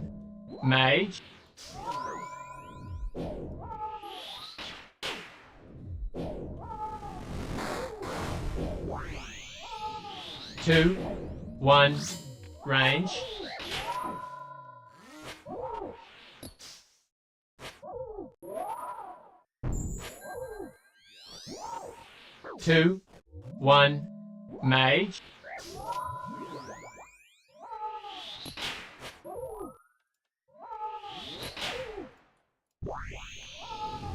Two, one, range. Two, one, mage. Two, one, range. Two, one, mage. Two, one, range.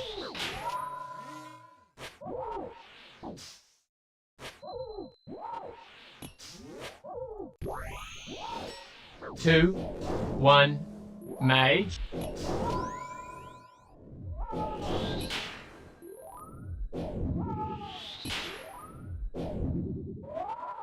Two, one, range.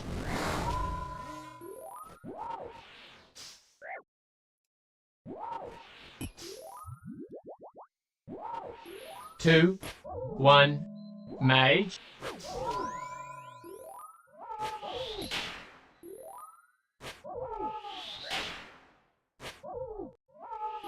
Two, one, range.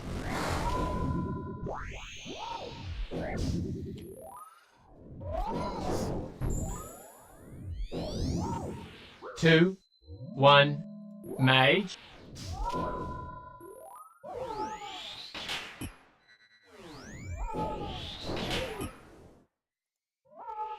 2, 1, range.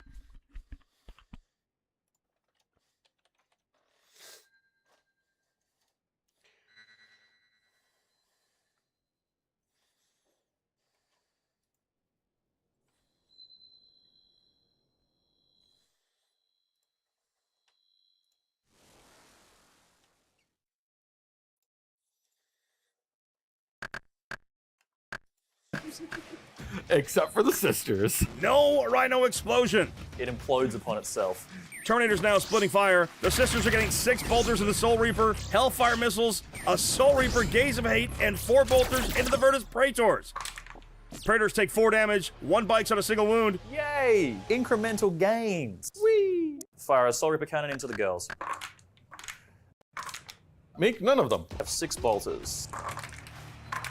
Ooh, Vigilators now down to 2, and the Knight Centura, that's it. My poor sisters. They just wanted to stab something. And you wouldn't let them, you monster. Cool. I control 1 central objective for 2 victory points. I also now have an operations marker going on the center. Aiden does score 5 points on center ground and 3 points on his primary to take him up to 8.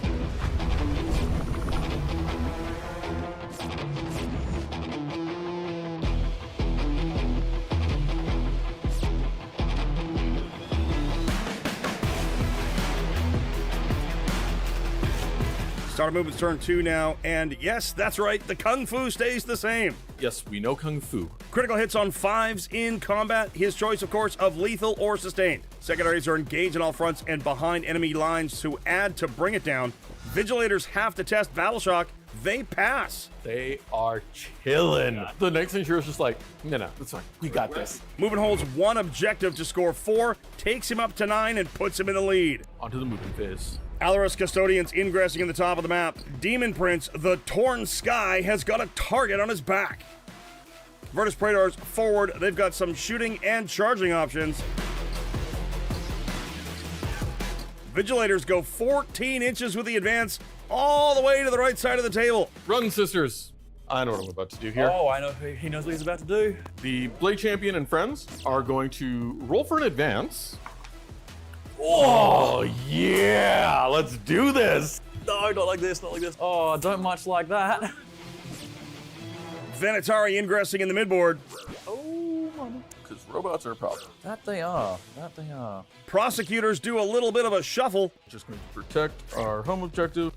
Witch Seeker shuffle 2, attempting to deny any deep ingresses from Aiden. That's the end of my movement phase. Yes, and at the end of your movement phase, I'm going to spend a command point to fire Overwatch. Movement choosing his save allocations as the shield models, the spear models, and then the character. Oh, the Soul Reaper gets 3 damage through. Damage from bolters, downs a Custodian, puts another on 2 wounds. Shooting. Allarus Terminators spent a command point on Archaeotech munitions to get lethal hits firing on the Demon Prince. 3 ups. I make both. And then these are the axes. Just want to ask you a question. Do you now? Yes, they do. 3 ups. 2 damage to Mr. Prince. Venatari now into the Sekitar. 2 wounds to one of the robots. Custodian Guard firing on Terminators. Do that. 3 up. And we're good. Sentinel Storm shooting twice. Let's see if we can actually do some damage to Terminators this time. Make them both. Yep. I see how this is going. I see how this is going. You will fall upon the wall. Spikes next. Everything into the Terminators, because that's the only target they've got. 12 shot. I fail 1. Take 2 damage. A wounded Terminator goes down. Oh no, there was a wounded one. I forgot. You did the damage. I did the too. damage. I did the damage. So, we're going to do what we like to do best. Punch. Charge things. First up, we're going to charge with the Venatari. Can we hit the 9? It's a 7, not enough. Blade Champion using the once per game advance and charge from Martial Inspiration. Let's see where they go. They rolled the 9. Allarus charge. Because they have a charge I need to make. Need the 9. Terminators, do you want it? Not like that, they don't. Once around, reduced cost stratagem use from Strategic Mastery to reroll for 0 command points. With the 9. It's almost like it's according to plan, one would say. As the crow flies, touch the butt. Which means now we have 1 final charge left to make, which is the bikes themselves. I have options for them. Let's see how far they want to go. Yep, let's take the goats. Fight. Fight. Fight. Looks like that Overwatch might not have been a great idea, as Avenge the Fallen for a command point to get an extra attack on each of his Custodian Guard. But this is what you get for overwatching and killing their friend. Praetors close in the Zangors, and the Allarus Terminators have wrapped the Prince. More Terminators closing ranks, Zangors tucking up as well. Fight step now, and the Custodian Guard start us off with sustained hits on 5s. Blade Champion first. Whee. Ooh, Terminator Sergeant and 2 Terminators down. Spears. Spears take out 2 Terminators, wounding 1. Banner Bearer downs the wounded one. I'm just picturing him whacking over the head with the banner at this point. Yeah. Virtus Praetors absolutely rip the Zangors apart. Goodbye, my boys. Goat. Evaporated. Levi and his buddies are going to bully a prince. That seems fair. And we're going to start with Levi's attacks first. 1 and a 5. Takes 3 damage. So he dies. Oh, he got him! Wow! You can fight back. We'll start with some Kopeshes. Maybe shave that little 2 wound off. 6s. 1 down, 1 more wounded. Custodian Guard touching up the Terminators in the consolidation step. Virtus Praetors have stolen Aiden's home objective. Fortunately, I don't need my home to score. Custodian Guard have come in and they have cut through quite a few of my Terminators like...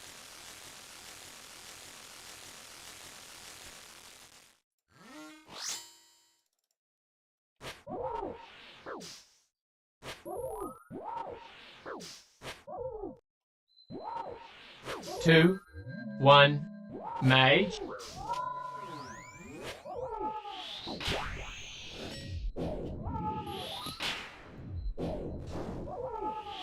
Two, one, range.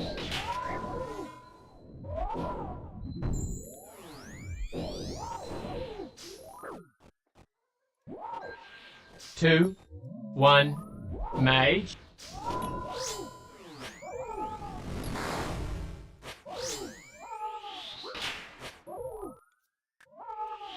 Two, one, range.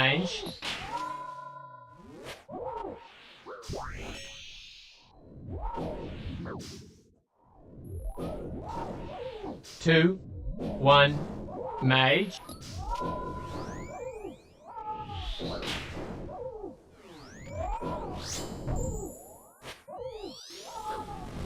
Two, one, range. Two,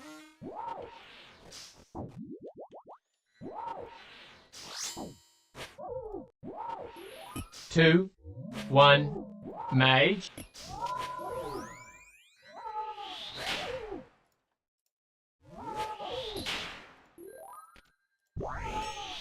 Two, one, range.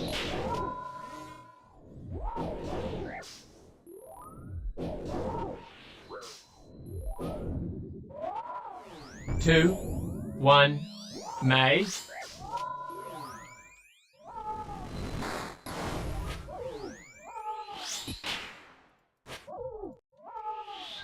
Two, one, range.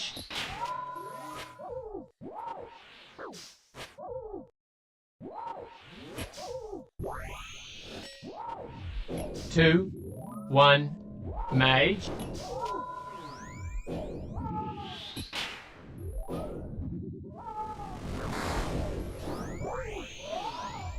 Two, one, range.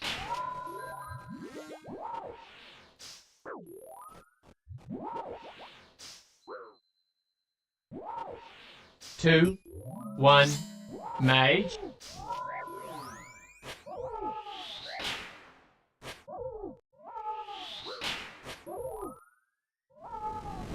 Two, one, range.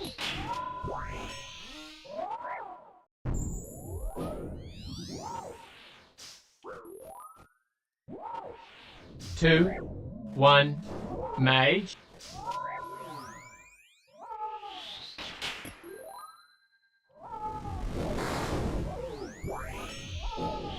Two, one, range.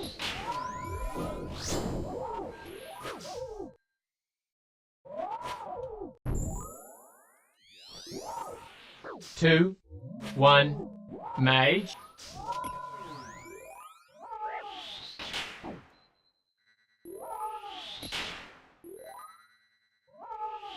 Two, one, range.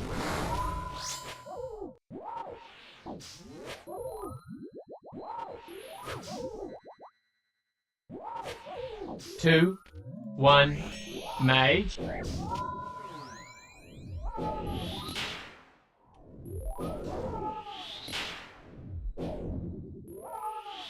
2 1 range,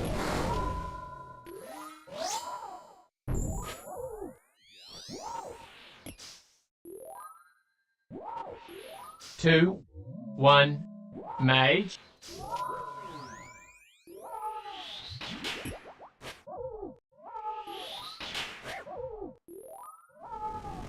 2 1 range,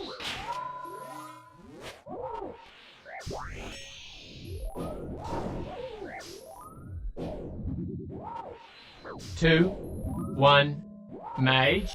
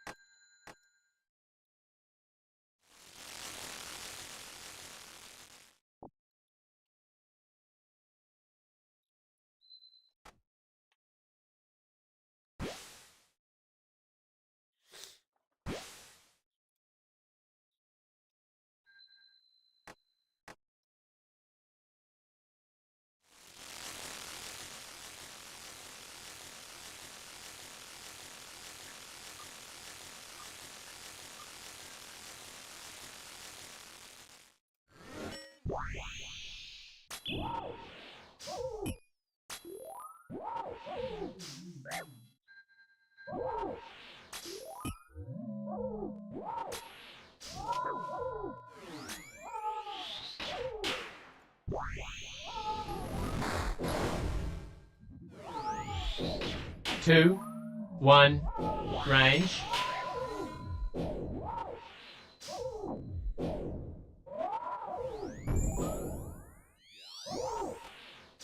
2, 1, mage.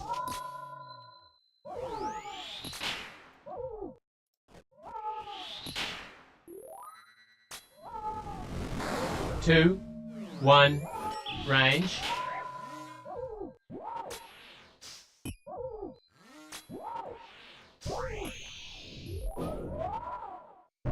2, 1, mage.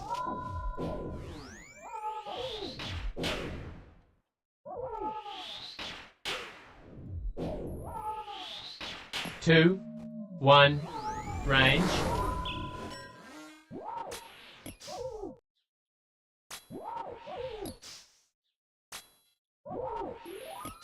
2, 1, mage.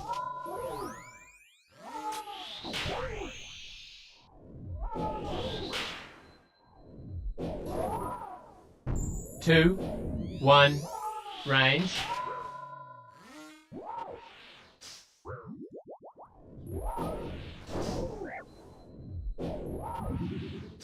2, 1, mage.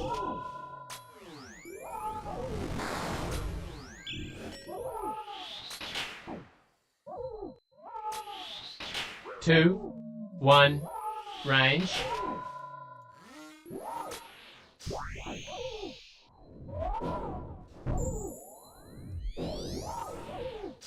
2, 1, mage.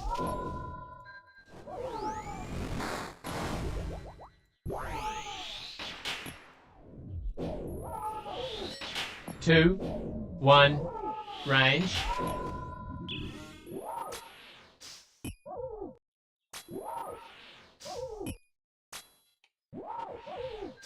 2, 1, mage.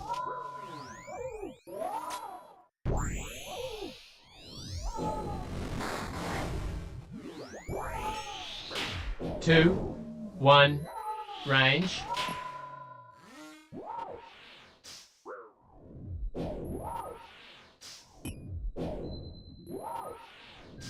2, 1, mage.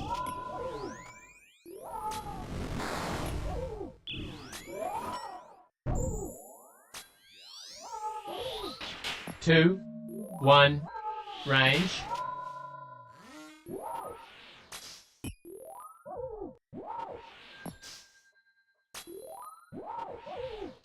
2, 1, mage. 2,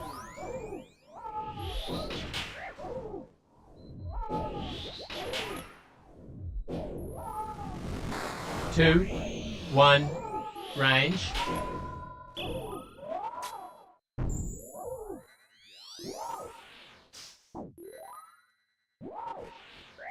2, 1, mage.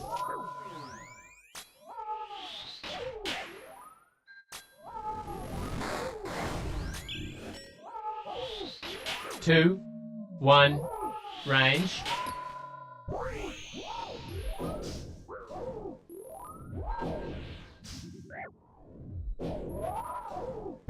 2, 1, mage.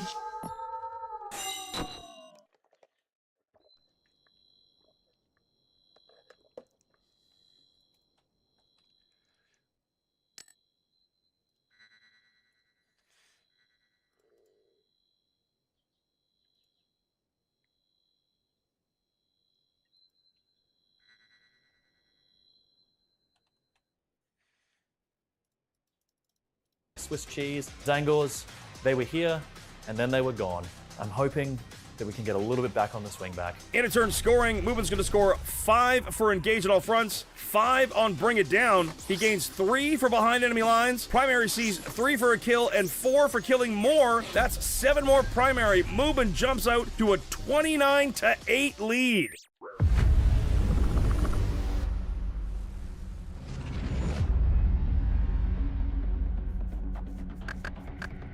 You get the turn.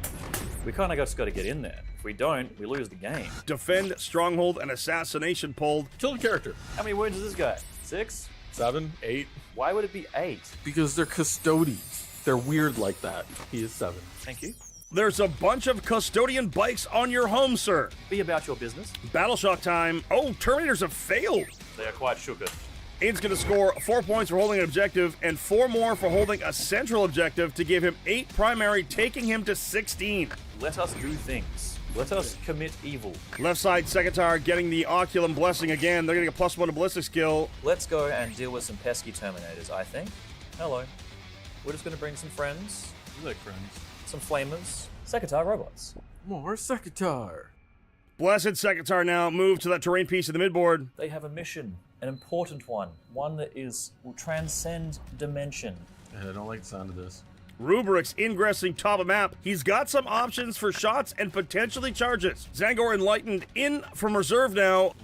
They can see the Virtus Praetors and the Terminators. This could be a really big turn for Aiden. Moving choosing to overwatch with the Alaris into the ingress Rubrike. Because that's a problem.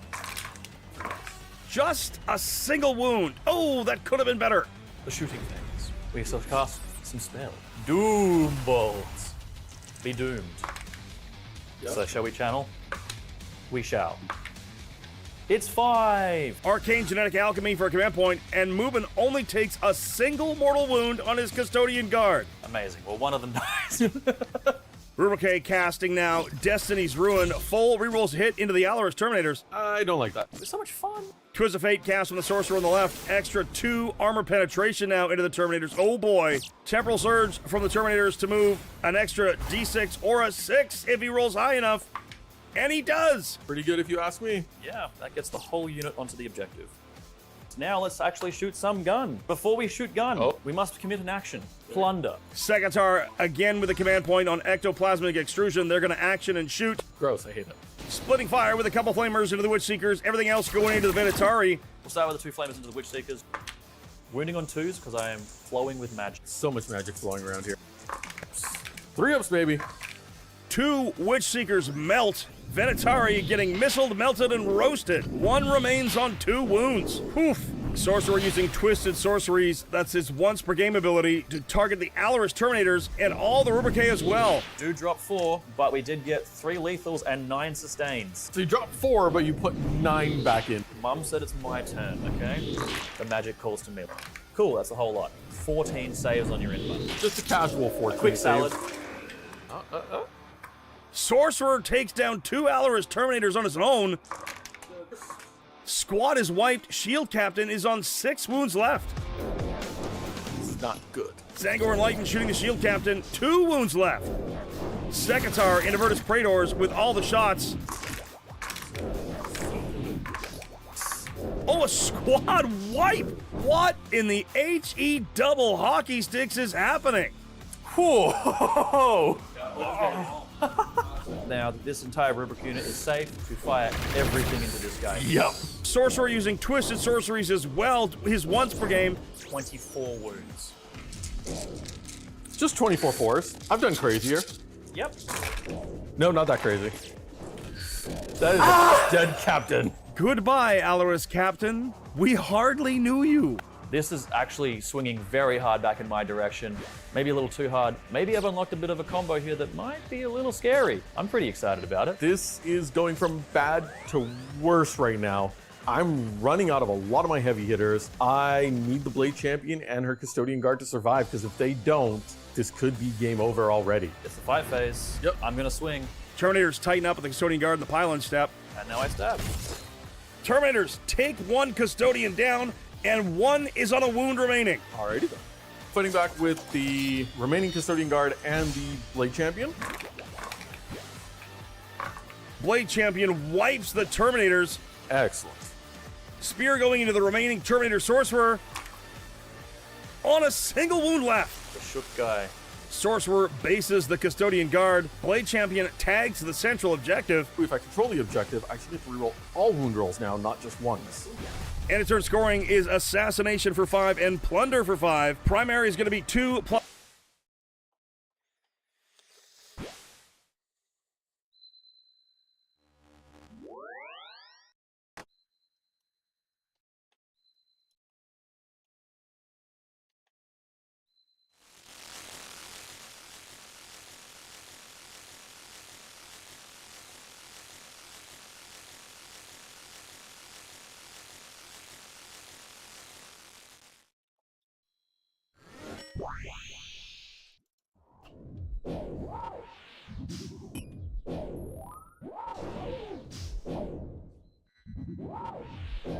2, 1, mage.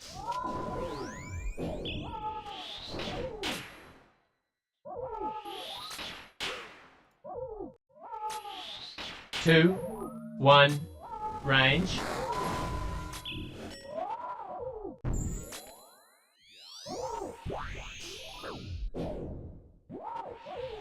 2, 1, mage.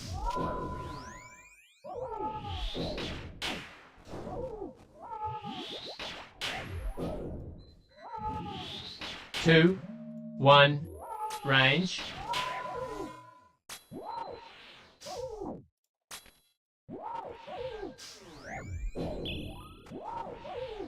2, 1, mage.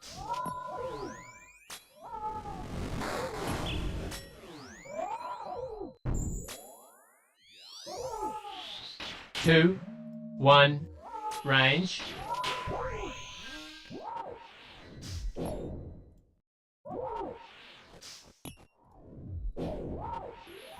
2, 1, mage.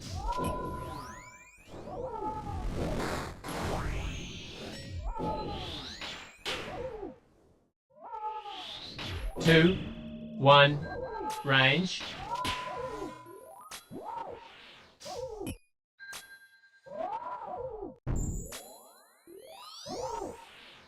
2, 1, mage.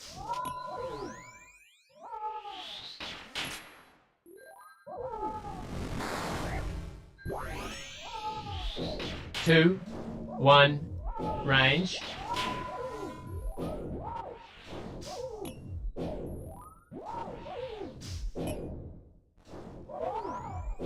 2, 1, mage.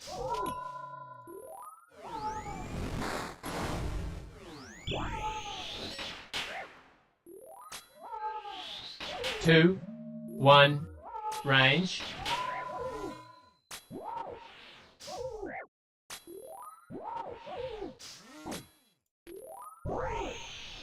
2, 1, mage.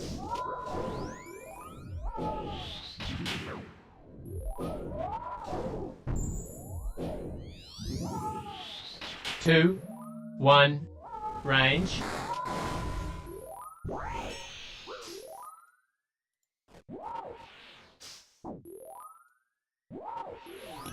2, 1, mage.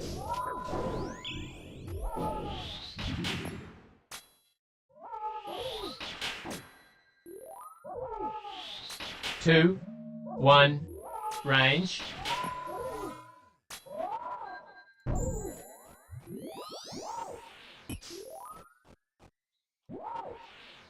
2, 1, mage.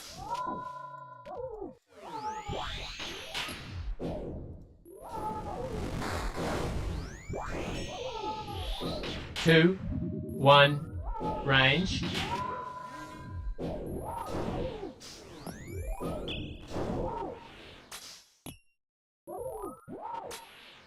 2, 1, mage.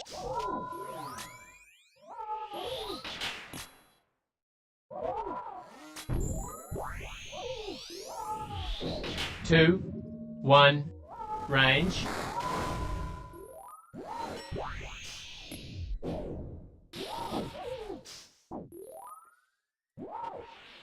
2, 1, mage.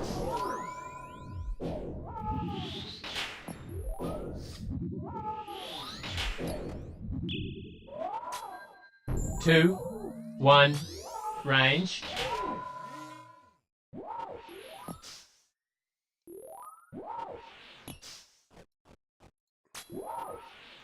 2, 1, mage.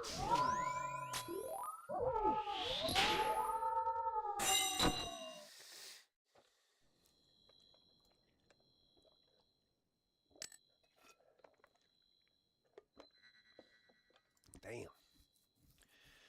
A lot of raw roots.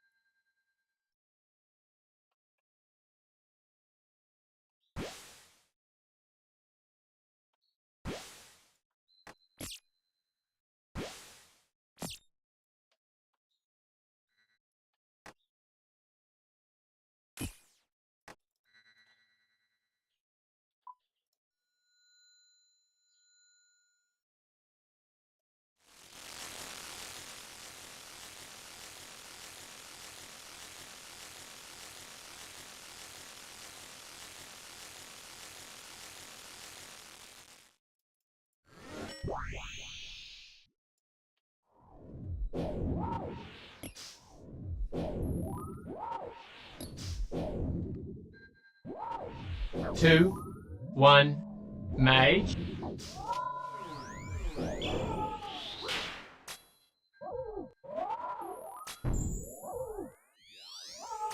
2, 1, range.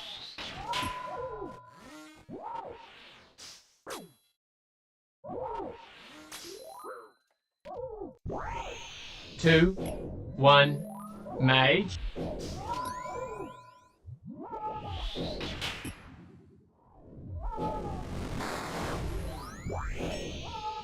2, 1, range.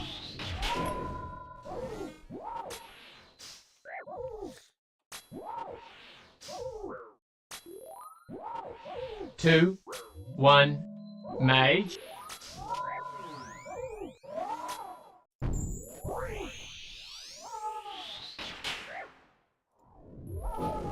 2, 1, range.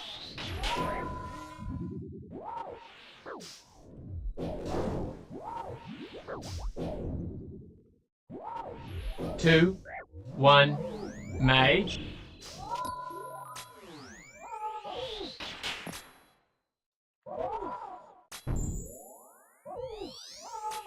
2, 1, range.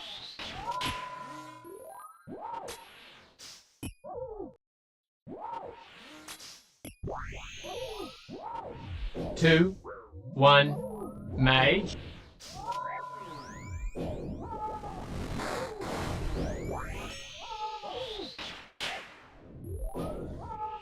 2, 1, range.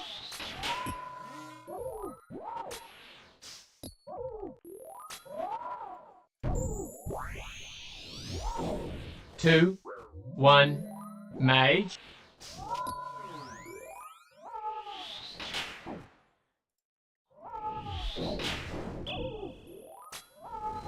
2, 1, range.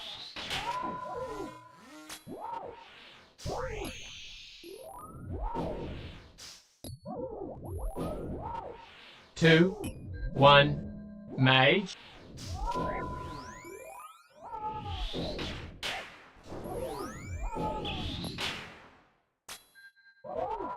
2, 1, range.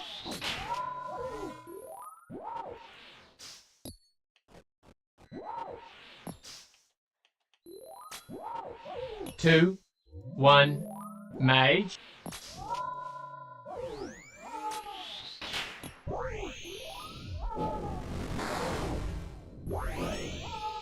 2, 1, range.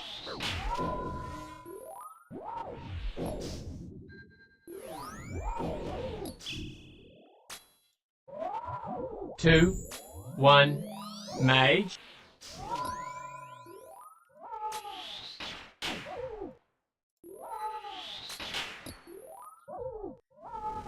2, 1, range.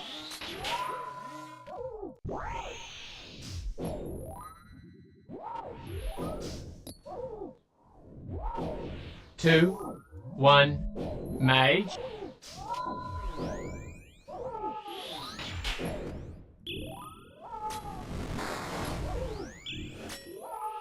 2, 1, range.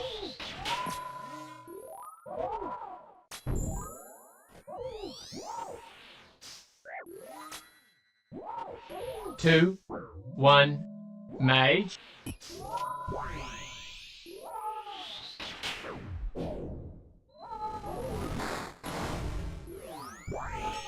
2, 1, range.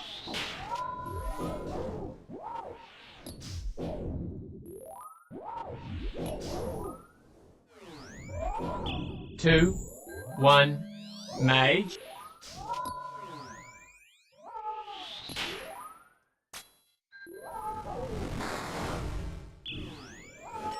2, 1, range.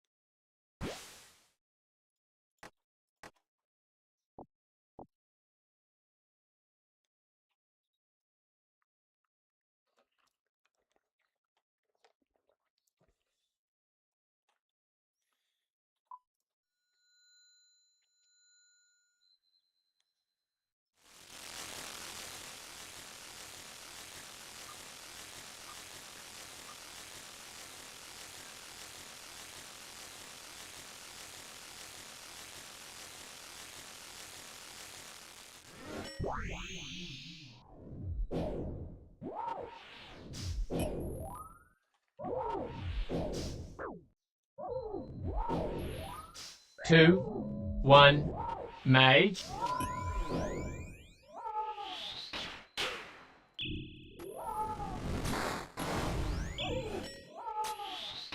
Two, one, range.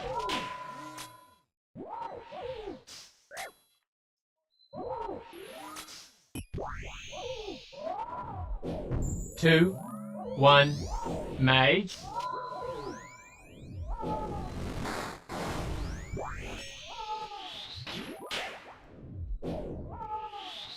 Two, one, range.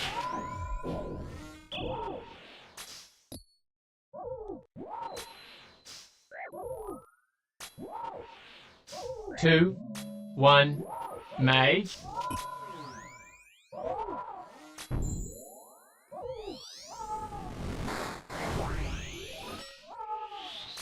Two, one, range.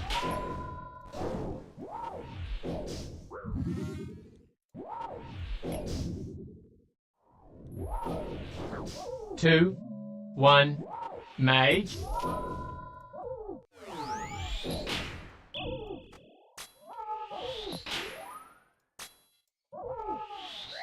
Two, one, range.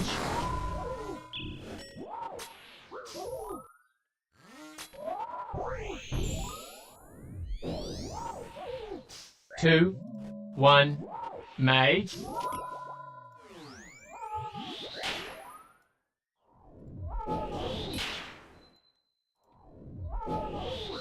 Two, one, range.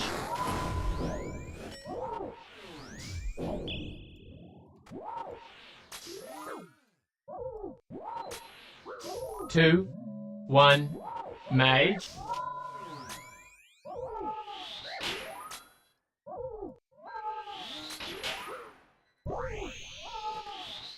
Two, one, range.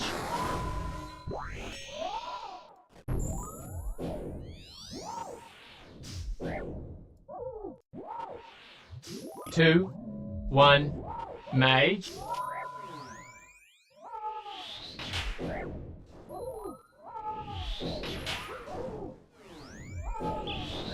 Two, one, range.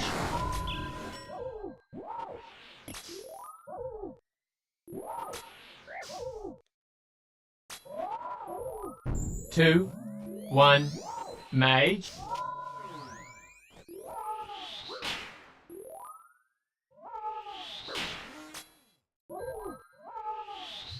Two, one, range.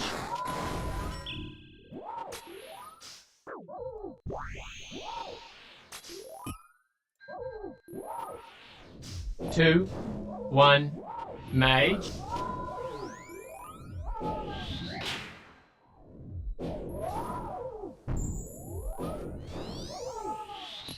Two, one, range.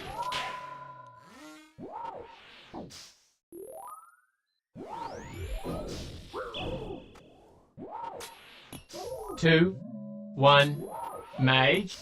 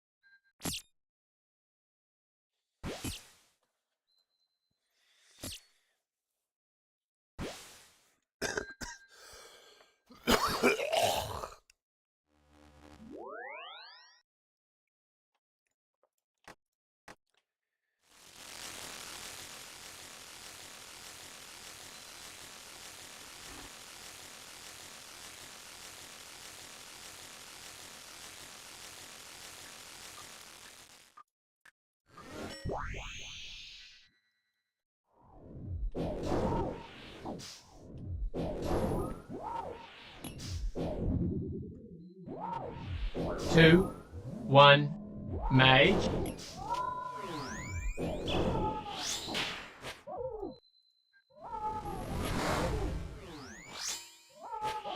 2, 1, range.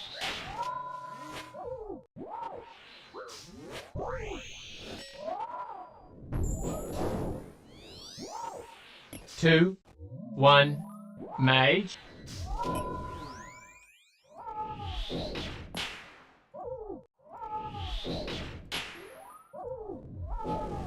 2, 1, range.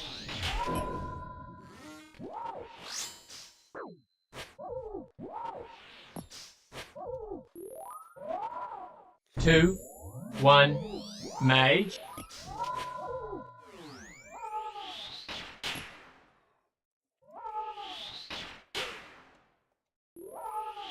2, 1, range.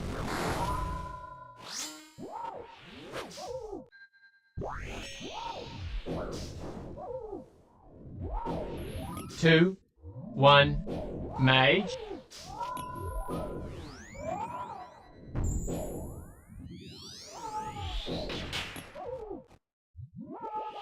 2, 1, range.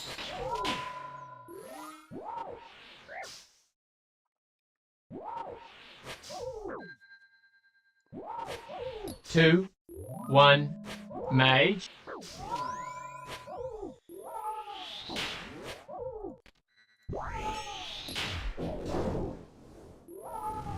2, 1, range.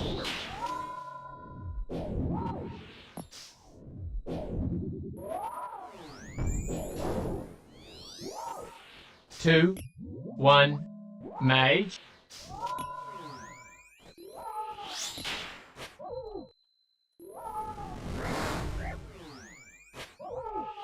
2, 1, range.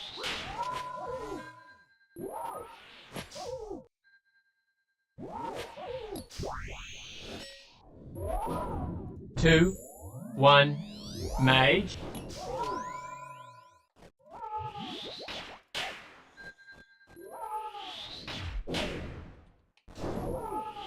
2, 1, range.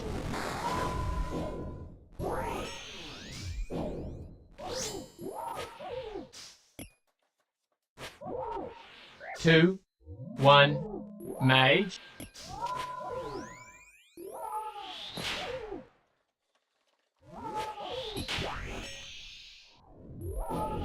2, 1, range.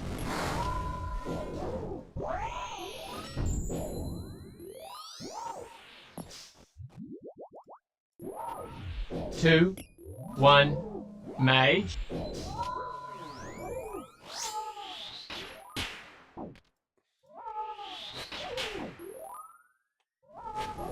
2, 1, range.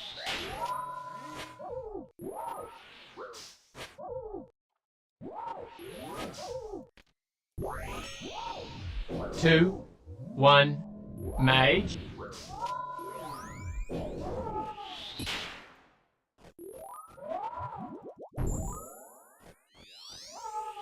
2, 1, range.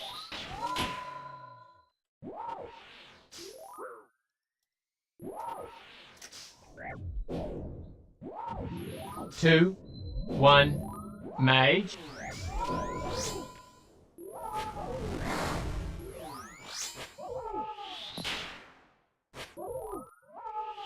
2, 1, range.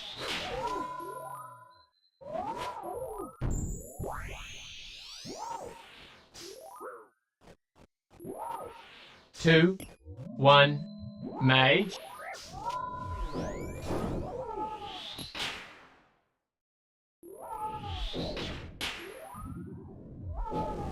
2, 1, range.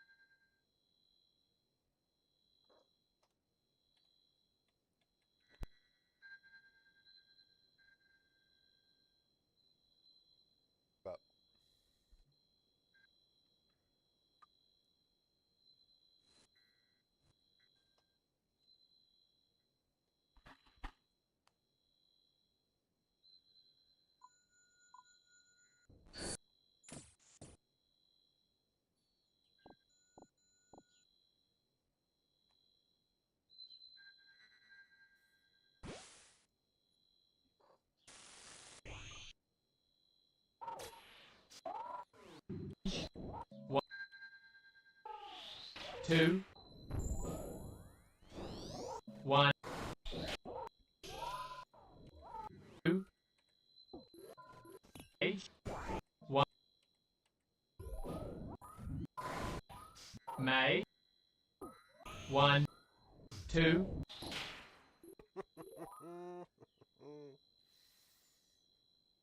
Damn it, I'm a dumbass.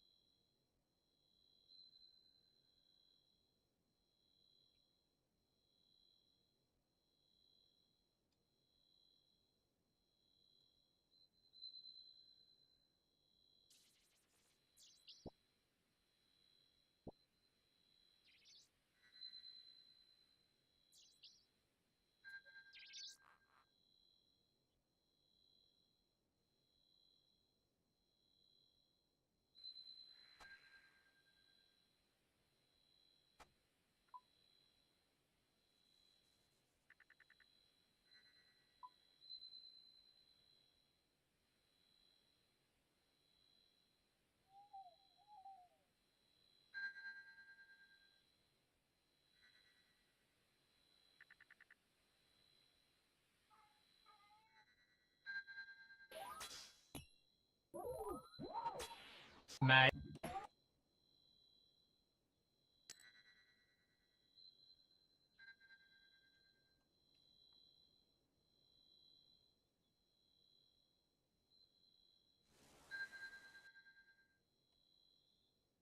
two,